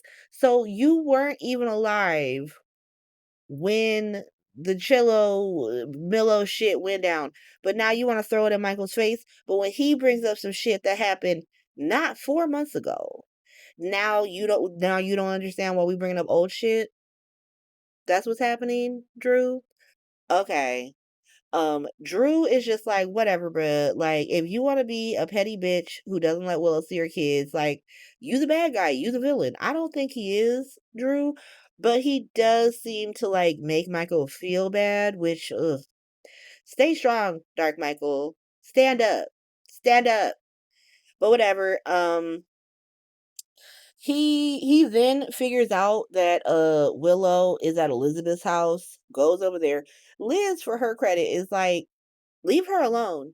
Like, bruh, can you give her 12 hours to find out that you were blowing her mom's back out before you come run up on her? Like, and then Drew's like, I just hate that she had to find out that way. She's like, listen, I'm sure he was just looking out for Willow. And Drew figures out that it's Curtis. And so Black Hospital's fucked. Black I thought that's what I'm saying. It's like waves, it's ebbs and flows with Black Hospital and Delusional Hospital. Like, anytime Black Hospital get the upper hand, here come Drew, new captain of Delusional Hospital to knock them back down. And so, ooh, it's gonna get so messy because what's about to happen? What else can you do to Black Hospital? Why are you so anti Black Hospital? That's crazy to me. Why they write him like that? But whatever. Let's go over to Willow. Willow is obviously staying at Elizabeth's house. She's back to her, like, I'm so sleepy. I'm so sad and sleepy. Liz is like, it's fine. You can stay here as long as you want. All my boys are around the world, so it's cool to have someone in the house, girl. Willow's like, thank you so much. And then proceeds to not take any responsibility for any of the issues happening in her life ever at all. It's all Drew and Nina's fault. She's like, now that I have a clear mind, I shouldn't have gone to Carly's house. I wasn't in a good place, but it's Drew's fault. Drew did all these things, and I'd still be with Michael. Like, I wanted to work things out with Michael, and here was Drew being like, nah, girl, be with me. And then I did. And then who knows where I would have been. And Liz is just like trying to be, she's not the type of friend I am. Let's just say. I am very much that realist friend, because at this point I'd be like, girl, you were 100% trying to be with that man. Don't blame him. Like, you gotta look in the mirror. Like, I'm not gonna say this in public, but in the privacy of my home where I pay the bills, girl, be so fucking serious. But Liz is like, it's called love bombing. It's his fault. And so, Will's like, hell yeah, but my eyes are open now. Fuck those two. It's so funny. Um, Nina is over at the Metro Court talking to Rick, like, hey, I'm gonna pay you buckets of money. Can you just keep being Willow's lawyer? Rick, Rick is truly not shit. He was like, so you are supposed to like be her lawyer, and then like she loves you again? Because I don't know about all that. Rick, you love money, so I don't know why you care. Why are you getting the money? But okay. Nina's like, no.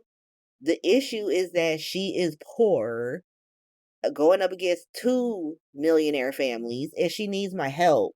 And so, can you help her? Rick is like, I just don't see how you lying to her is helpful, since you lying to her is how you got here. So maybe you should just try honesty and see where that gets you. Nina's like, all right, bet. But if she not down, we lying. We lying and you gonna be down. And so she goes to see Willow. Willow is essentially like, this is all your fault. This is all your fault. And if you just told me what that you were fucking Drew, none of this would have happened. All of my choices are your fault.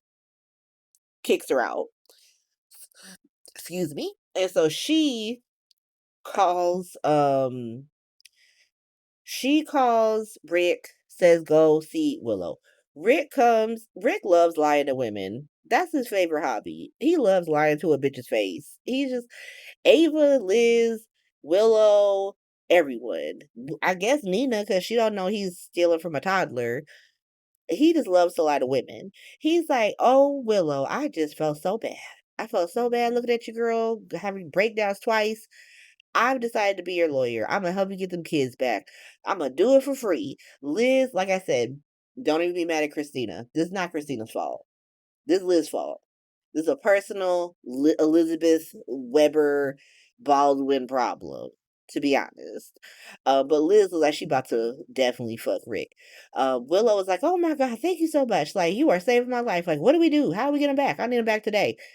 Rick is like, well, that's not gonna happen. So you're not gonna do anything. The first thing I need you to do is to stop being crazy. I see this Dark Willow energy you got. Shut that shit down right now. Nobody wants Dark Willow. Nobody wants to give their people's children to Dark Willow. Just stop with Dark Willow. I disagree, Rick. I am a huge fan of Dark Willow. But I hear you. Willow was like 100%. Dark Willow gone. Sunshine and Rainbows Willow back in action. Here you go. He's like, that's so great. Well, when the trial comes in October, it's going to be great. Because I'm going to keep it real with you, girl. If the trial was this week, you're going to lose. You're going to lose real hard. You're never going to see them kids again. So Michael did you a favor. But what you're going to do is you're going to be happy Sunshine Roses Willow. And you're going to let Michael know that it's okay to have y'all kids around him. She is like, of course, let me do that. He leaves. Liz is like, oh my God, I'm so happy. This is great. This is great news. She's like, it is great news. You know what? I just need to take a walk. Let me go take a walk. Clear my mind. I don't want to do anything to jeopardize the custody of my children, like Rick said. So she goes and immediately does some shit to jeopardize the custody of her fucking kids because she goes to see Michael. And she's pretty much again like, I did what you said. You said, you and the judge said that all I had to do was break up with that man and I can have my kids back. I broke up with him. Let me see my kids. And so that's how Wednesday episode ends, with Willow unhinged. And so I guess we'll just have to see how Friday ends. But not Friday, Thursday. I almost missed the whole day. That would have been a mess. I told you. I went to bed so late last night and I don't even know what's happening. I'm gonna get through it. I will see you in a sec though. Be right back. Okay, we're back. I I plan to record all of this on Sunday. I really did. I was even recording this segment on Sunday when I started to like go down and I was like, I don't know what I just said, which is never a good thing because I don't really re-listen to this before I post it. So it is now Monday morning. Tracy from Sunday Shift called me like when I was recording this segment yesterday, and I was like, that seems fortuitous. It seems like that's the universe telling me, like, girl, you don't want to post whatever you just said. Go talk to Tracy for 3 hours. So I did that. And now I'm gonna do Thursday's episode. Hey, welcome back. So Thursday stuff happened, but also nothing happened. It was a lot of dialogue, but we did get a cool, like, oh, what's about to happen to Black Hospital at the end? But, like, we're not starting there. Let's start at Spy Hospital. Spy Hospital is still a thing. And somehow Dante was not kicked out of it. I thought he was kicked out because I thought Anna was like, bro, you too close. But then he showed up in this episode back in it. Let's talk about it. So, Anna got too many people living in her house. She got her granddaughter's situationship, this lost dog that should not be here, and none of them want to take care of the dog or Anna's shoes. None of them. Like Anna's just on the phone, like, hello, like, let me talk to stuff. Let me do police chief business, all this stuff. And Emma is just as loud as possible, like, where's my phone charger? I can't find it. Geo's like, I don't have the phone charger. I marked mine since last time this happened. The dog is just there with a leash. Like, is someone gonna walk me? I gotta take a shit. And it's like, everybody shut the fuck up. What's going on? Why haven't we walked this dog? Look at the dog. Like, we can't even have pets in this apartment. And yet, here is this dog suffering. Take the dog someplace. They go to leave. Dante shows up. World's most awkward run-in because they're playing it. Dante is really like, oh hey, how you doing? How you doing? Have you been all right? Has he been treating you right? You been doing right stuff? Like Gio's at a sleepover.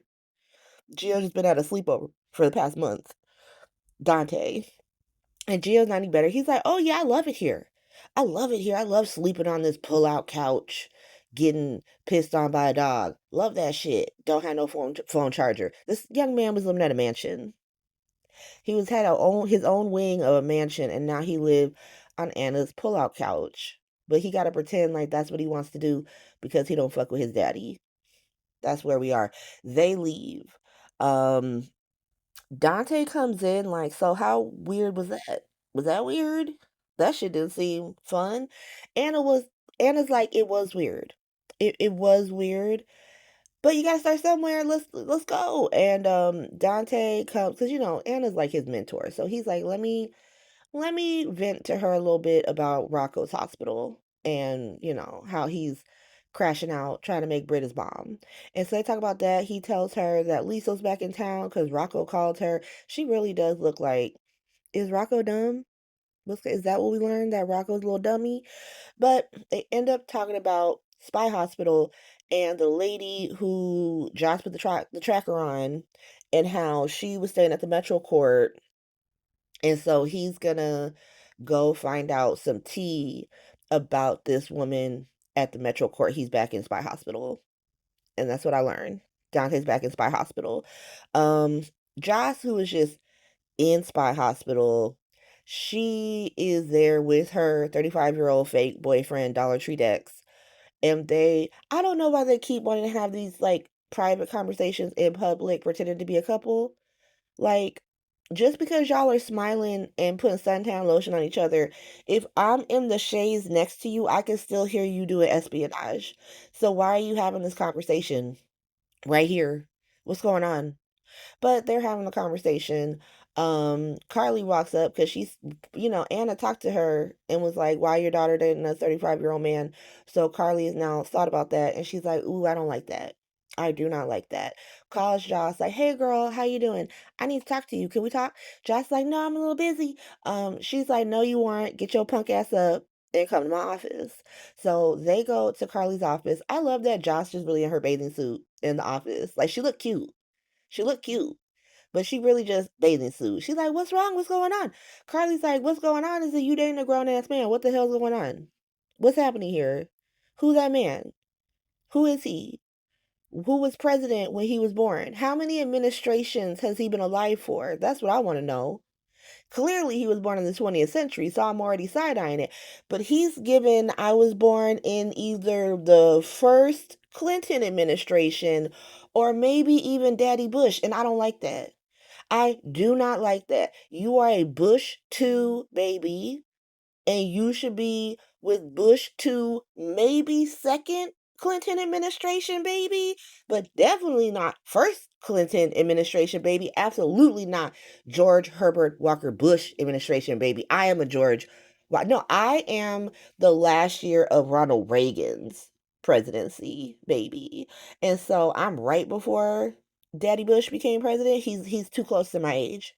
You're too close to my age dating this child.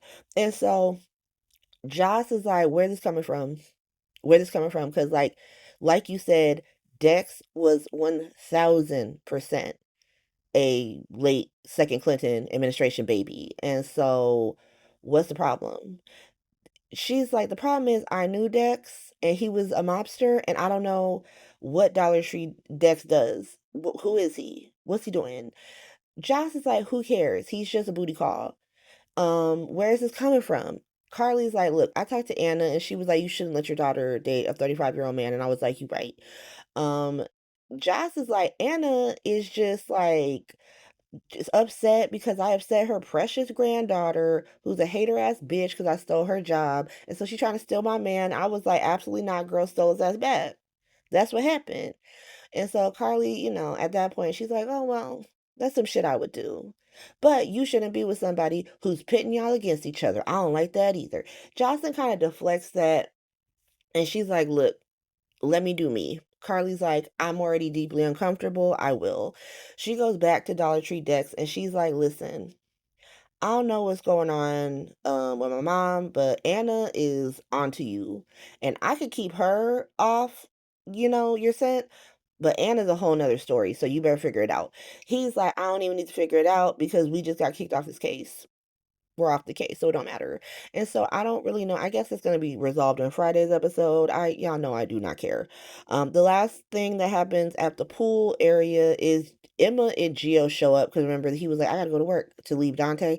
Um, she brings this dog. I guess Olivia gave her some pass, like some you date my grandson pass, so you can have this dog. And so she got the dog. The first thing she do is like let the dog roam free. Girl, tie the dog up. What's going on? But he roams free, or she, I think it's a girl. She runs immediately to Dollar Tree Dex, and she's like, "Oh shit, I don't want to deal with this man." He brings the dog back, like, "Oh, how you doing? Like, I hope you're not sad about me and Jocelyn." She's like, "No, I'm fine. Please go away." GL is like, what's going on there? What's happening with you and Dollar Tree Dex? And then all of a sudden at the pool, she's like, I stole his keys. So now I can get into Kane from YNR's office. Why is everyone talking about their espionage and their honeypots and their stolen keys at this goddamn pool? What's going on? Like, there's not a better place to talk about this? But funny side note, just since we're at the pool on the dog, apparently that day, because this is I think I did see part of Friday's episode where Dante shows up. Apparently that dog kept farting on set. That dog was just farting all over that pool set, and it was not great. So funny. Um, the last thing, because Brit's hospital is now attached to Spy Hospital, because Spy Hospital is investigating Brit's hospital. They don't know that yet, but they are. And another person investigating it is Jason because he just decided that Britt is the love of his life. We did not see that.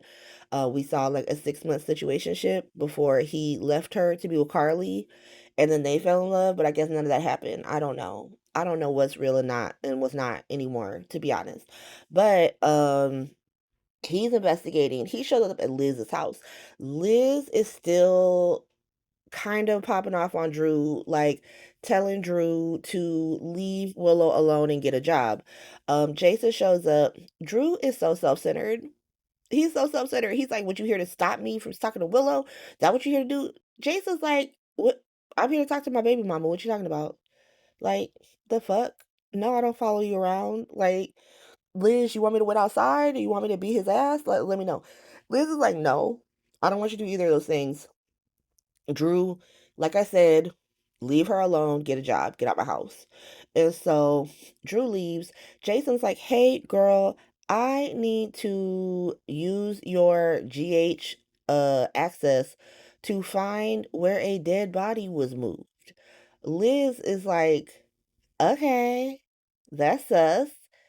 But you my baby daddy, so I'm gonna let you do it. Let me go do some laundry. Lets him go find out about Britt, where she was cremated. She goes to the crematorium place, and it turns out that while they did give Liesel something, they gave her like a bag of vacuum leave-ins or like some brownie mix. I'm not sure.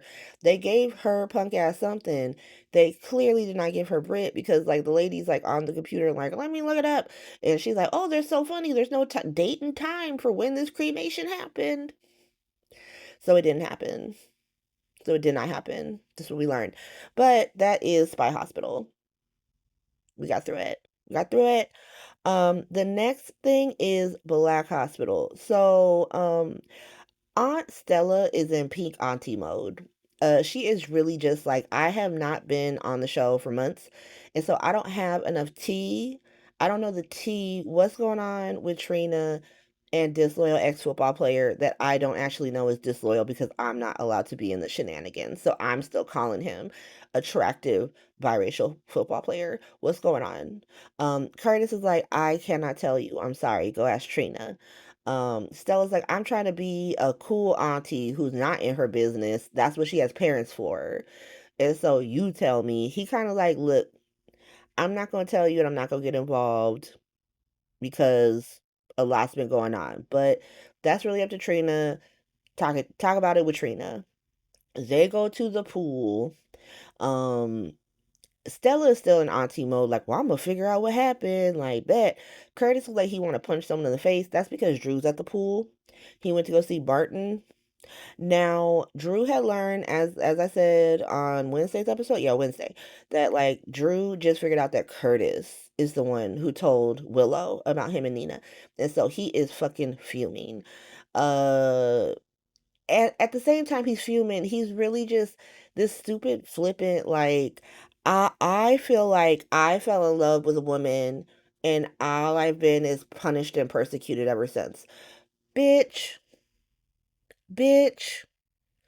But whatever.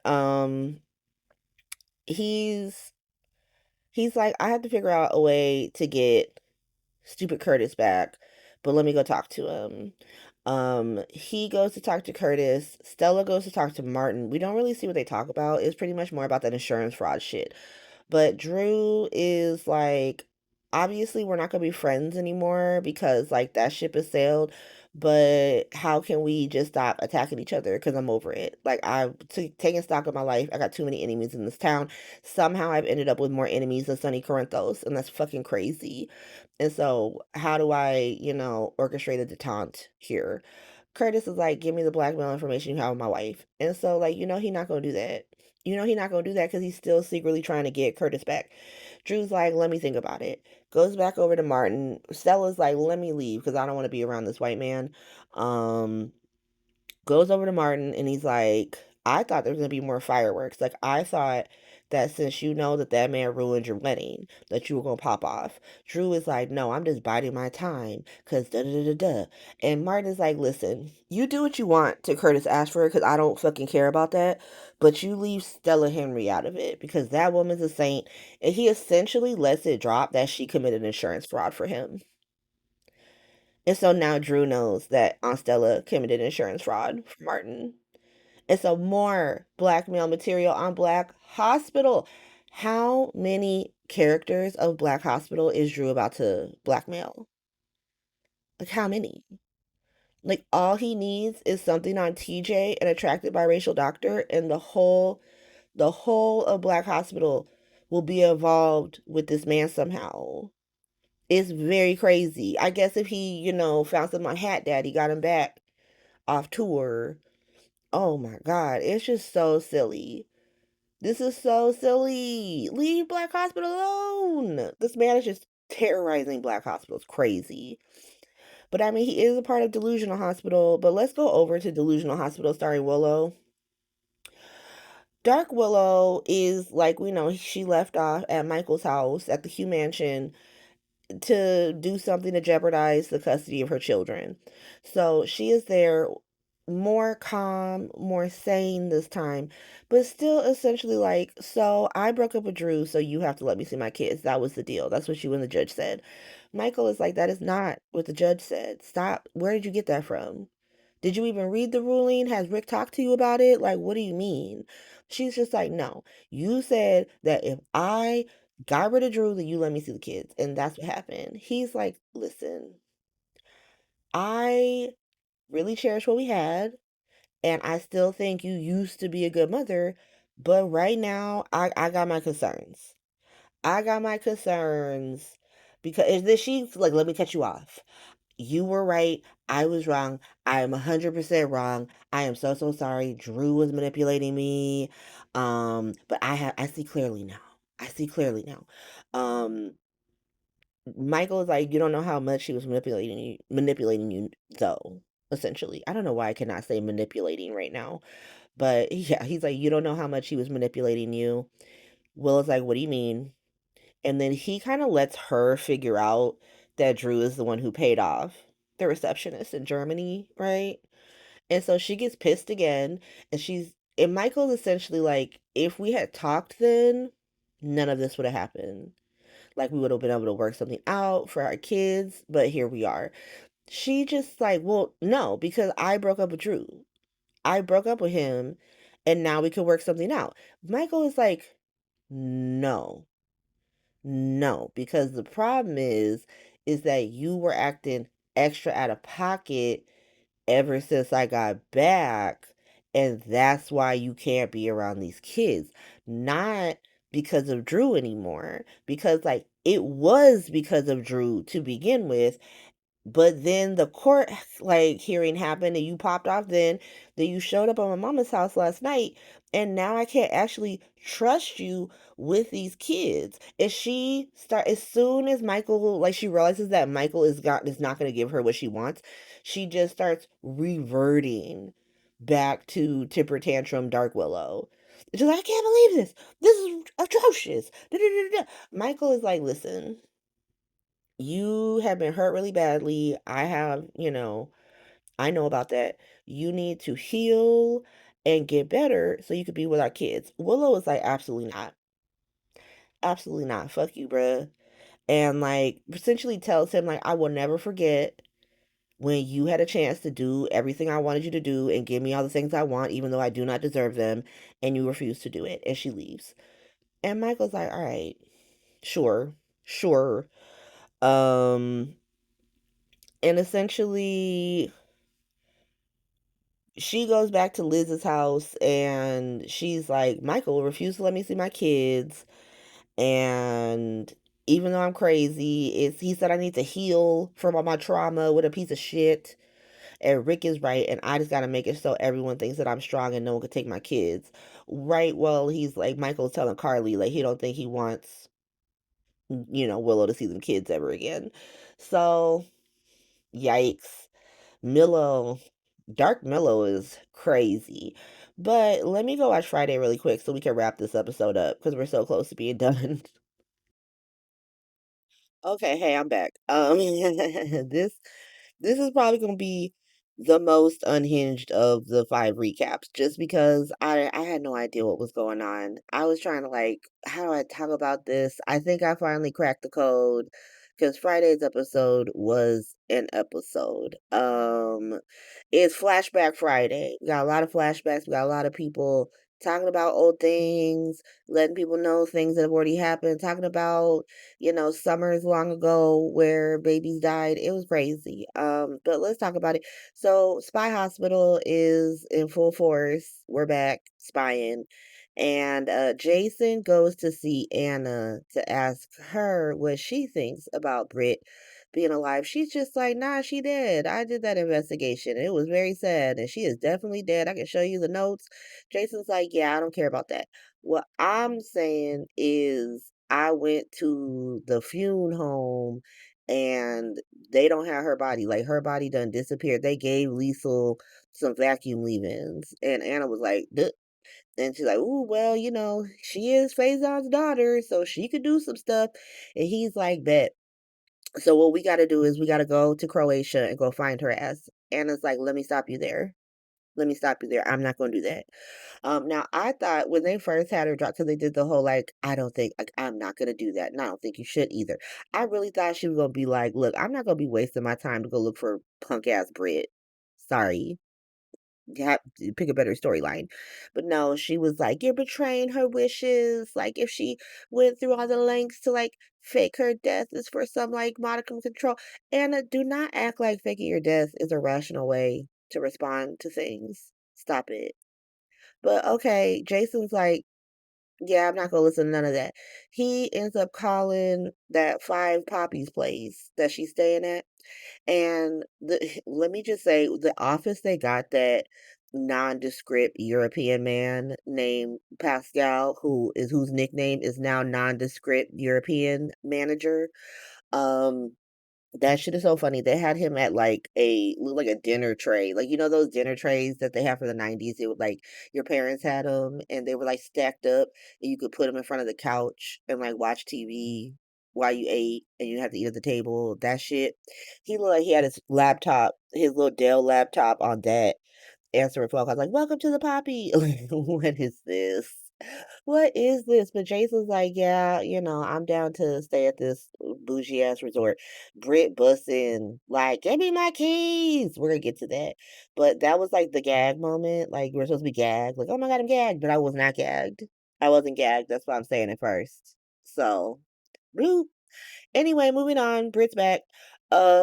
So Joss and Dollar Tree Dex are also going to Croatia. Everybody going to Croatia.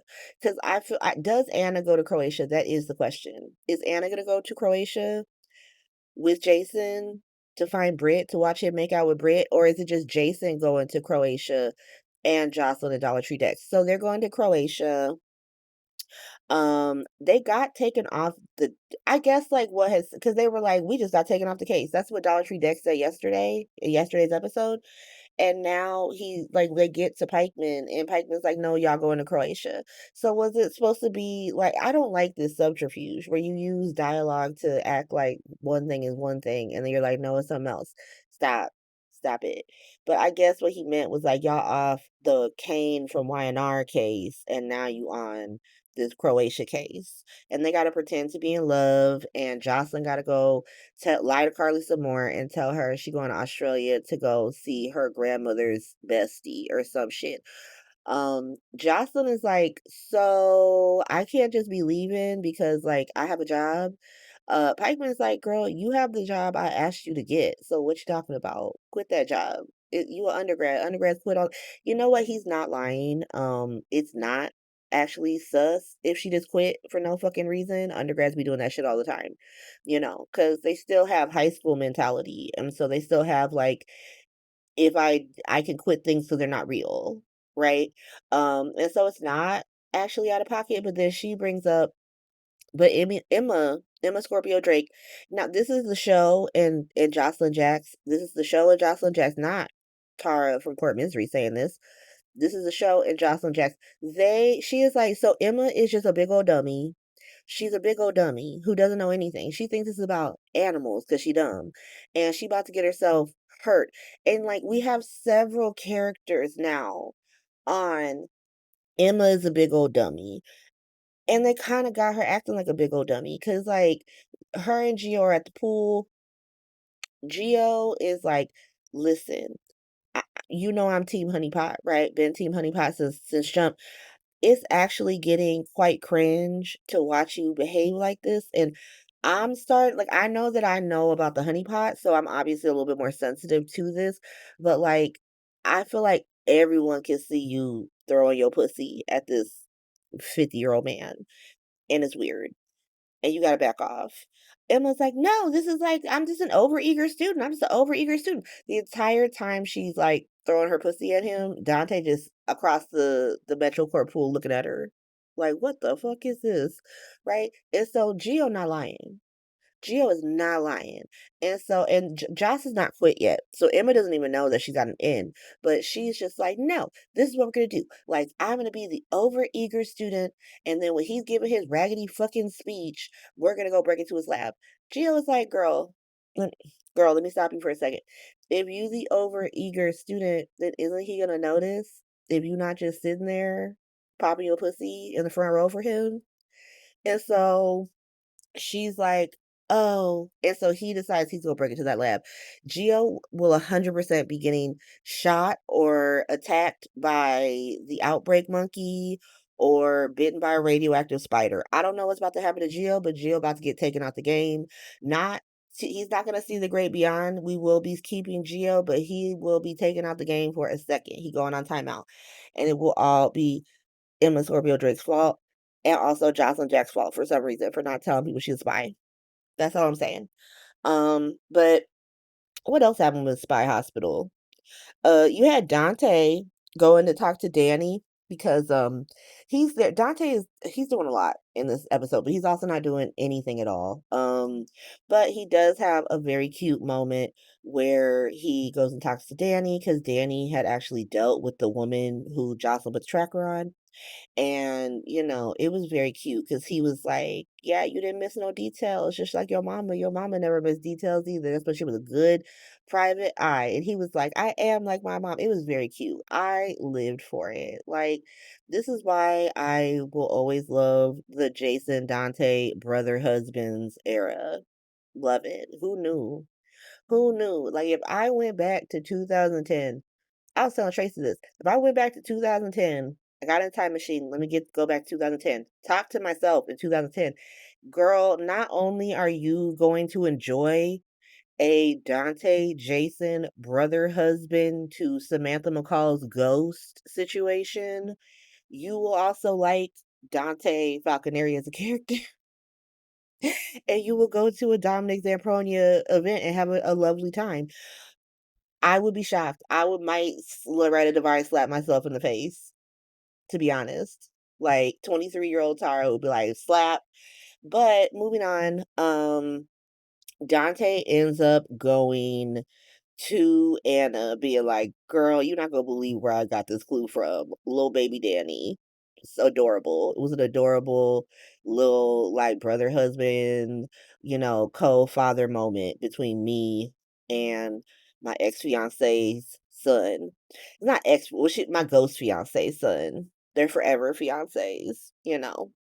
But it's very cute and he's like, "Yeah, so but also Emma was there and she was popping her pussy for the professor, so you might need to watch out for that." And Anna looked very concerned. So I don't know if Anna goes to Croatia. Like I don't think Anna's gonna go to Croatia because she got to stay and make sure dummy Emma doesn't get Geo killed trying to like pop this pussy for Kane for Y&R to save animals. It's crazy. That's my hospital. Brit, we learned that Brit is like a prisoner. She being held by somebody. I don't know who it is. I don't think it's Whitey's African warlord. I think he's just a player too. So like, are they about to introduce someone else? But they were like, he doesn't like these things. And apparently she hit a donkey and the whole town is like heartbroken because this was the town mascot or something. That donkey has saved several people's lives and it lived for the rest of his life. And so they were like, "Girl, that's why you on lockdown." Okay. She was like, "Listen, I've been trapped in Croatia for like a year and a half and specifically at this resort, I just want to go eat at a different restaurant. Like you've been making me eat at Ruby Tuesdays for the past 18 months and I just want to go to a Chili's. Like can I please just go get a bloomin' onion from Outback?" They're like, "No, girl. We got a cheesecake factory on site. You gonna have some cheesecake tonight." She is very upset about this, and like I said, she ends up we find out she still has Huntington's, because she's like, "Oh, I was getting used to my medication," something like that, but she's definitely on lockdown, and like I said, she busts into that man's, like, weird dungeon where he runs this resort from a TV tray, and now Jason knows that she's definitely alive, and so that is Spy Hospital. It is very weird. Let's go to Christina's hospital. Christina, Dante has she's just having weird run-ins. Like anytime he's around Geo, he just doesn't know what to do. He's like, "Ugh." But he runs into Christina at the pool. I don't even know why Christina's there, to be honest. She seemed like she was looking for Cody and trying to meet somebody, but I don't know who was she talking to Alexis? I don't know. I had no idea why she was there, but she ran into Dante. And he's like, "Oh, why you here, girl? How you doing? How you feeling being at the pool?" Cause dead baby summer. They talk about dead baby summer for a bit. She's like, "Oh my God, I feel like being here makes me stronger." Okay, girl. Christina really loves lying to her siblings that are not Michael. She loves that shit. Like she loves to lie to her siblings who are not Michael Corinthos III. But they're talking. Latino's son comes to the pool. Um and Christina's like, "Let me go run up on him." Dante's like, "Ooh, I don't know, girl, because you know that mob hospital is afoot and we clicking up, and so obviously we are team Corinthos because of our daddy. Christina's like, no, it's fine. He saved my life, and so she goes over there. Latino's son cannot wait to show her his fucked up face. He cannot wait. He's like, hey girl, look at this. She's like, oh my god, what happened? And then he tells the stupid story about how he had a Robert Frost moment. And she's like, "Oh my god," she believes it because she's an idiot. Like, she's dumb like Emma, apparently. So she believed it. This is not me writing this show, I don't write this show. Don't be mad at me. Be mad at the writers. And so she says how, "Oh my god, I'm so sorry about homophobe Maria Santos," even though I also did not go to her funeral. Like, Christina wasn't locked up, and she didn't go to that bitch's funeral, but she's like, "Oh my god, she was a great person. She really helped me out, and even though she hate crimed me and your sister, I think she was a great person." Latino son is like, "I wish I could have seen that side of her. I didn't."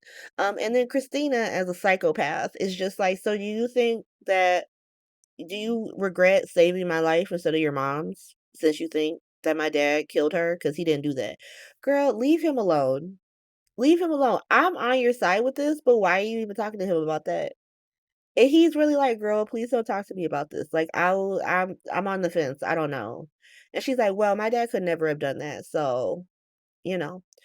At the same time that all of this, like, Metro Court pool shenanigans are happening, Lucas is over at GH having the dumbest fucking conversation with Felicia I've ever heard in my life.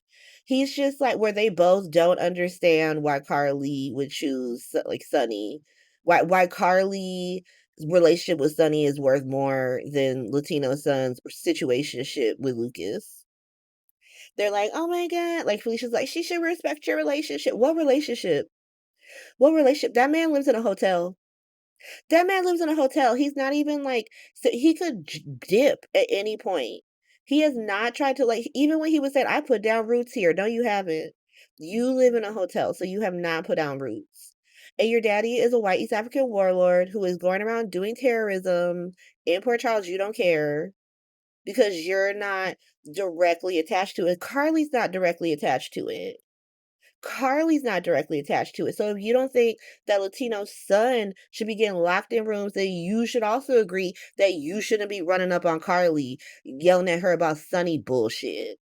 But they have this dumb conversation, and Felicia's just like, look, have your feelings about Sunny. I'm not gonna tell you not to, because I have the same feelings. Like, apparently, Robert, Mac, and Felicia just sit up at night talking of shit about Sunny and Jason. Hilarious. Like, because here's the thing: it's loser behavior because Sunny, Jason, Carly, they don't give a shit about Spy Hospital.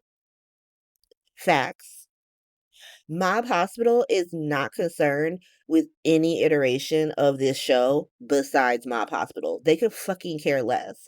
But every other iteration of this show, Spy Hospital, PCPD Hospital, fucking Black Hospital, Hospital, they all like live and die and like think about Mob Hospital 24 fucking 7. It's loser behavior. It's loser behavior. That's all I'm saying. Um, well, I don't even know what I was talking about. So, yeah, Felicia and Lucas, the losers. Losers. If you don't want to live with Carly, don't live with her. Like, it's not even like you need to. It's not a Willow situation where you got to get SNAP benefits now because you cut off all the rich people. Like, you're a surgeon, Lucas. Get an apartment. Move in with Latino's son if that's what you want to do. Just know that you mobbed up too because he's mobbed up. And that is why this is so dumb because we know that Latino's son is mobbed up. So him acting like, oh, well, like Sonny is so bad. You date a mobster. You are in a situationship with a whole fucking mobster and you don't even know it because he lies to you, Lucas. He lies to you. And that's where I don't know, like there were people because there was fan club weekend and people were putting up pictures and like someone asked, like, is your character a villain? Latino son raised his hand. He raised his hand, y'all. Maurice Bernard didn't even raise his hand. Maurice Bernard, like Sonny, does not believe he's a villain at all. He said that man's a coffee importer. What are we talking about? And so this conversation was silly AF. because Lucas is being bamboozled and Felicia, and she now sounds like a dummy. 'Cause, like, how are you not like, well, Sunny is bad, 100%, don't even need to change her opinions on Sunny. But also, like, what do you know about Latino's son? Because his dad is a white East African warlord. Where was that conversation? Because I'm pretty sure Bobby would be asking questions about that, Felicia, about the fact that her son is dating the son of a white East African warlord. But yeah, let's talk about fucking Sonny and his fake purses some more and how it's so fucking egregious. Moving on, um, Alexis had called Sonny to kidnap. No, sorry, I misread my entire sentence. I would love if Alexis called Sonny to kidnap someone, but that's not what happened. Alexis called Sonny into her office to complain about him kidnapping Latino's son. Her assistant is so funny. Why is her assistant in love with Sonny? She was just like, "Oh my God, I'm gonna give you some cake and some espresso." She was trying to give Sonny her cake. She was trying to give Sonny her cake, y'all. Okay. Um, but Alexis was really like, "Why you do that? Like, he saved our daughter, and that because of you, our daughter is a crazy person who tries to kill people." Sonny's like, "What you mean?" And she's like, "Never mind, forget I said it." Because, Sonny can't Sonny could solve all this shit. He would cuss Rick and Ava square out. He's not even gonna do nothing to Rick and Ava. He just gonna cuss them square out, clean out, explain that because they have blackmailed Alexis and embezzled from this toddler for so long, they're all gonna go to jail at this point. This is like a Mexican fucking standoff where like you all have reached the point of mutually assured destruction. And so now you don't have to do anything, Alexis. You don't have to do anything. You don't have to give them a single fucking dime because they are just as guilty as you are now. And if they turn in Christina, you turn in them, they turn in you, mutually assured destruction. You've all gone nuclear. So what's the problem? And Sonny knows it, and that's why he can't know about what's going on because he would shut this shit down immediately. And so she's just like, "Yeah, please don't please don't do that again." He's like, "Cool, I'm not going to talk to you about my business, but have a nice day." He ends up at the pool. Somehow Lucas and Sonny run into each other again at this fucking pool. Lucas, why are you still going here if you hate your sister and you hate Sonny? But they he's at the fucking pool and he says something like, "Does Christina know what you did to Mark to like what did he say? Yeah, does Christina know what you did to Latino's son? Maybe I should tell her." Sonny just smiles and it's like, "Bruh, you do what you gotta do because I truly don't fucking care." And then walks away. And so once again, Lucas tried to step to Sonny and failed. Second step two failed. Embarrassing. But that's pretty much the week. It I don't know why this took so long for me to get it out, but it did. I'm old, y'all. I'm not even that old, but I'm kind of old. And so stuff takes a little longer. But thank you for rocking with me. If you made it all the way to the end, please feel free to give it a like, subscribe, follow, leave a comment, leave a rating. If you're listening to this on like a podcast platform, Spotify, Apple Podcasts, because y'all the largest part of my audience. I originally rock with you first. And so the likes and subscribe is really for the YouTube people, but we love our YouTube people, small but mighty, growing every week. Appreciate y'all. But yes, thank you for listening, and I will try to get this out quicker next week. Bye, y'all.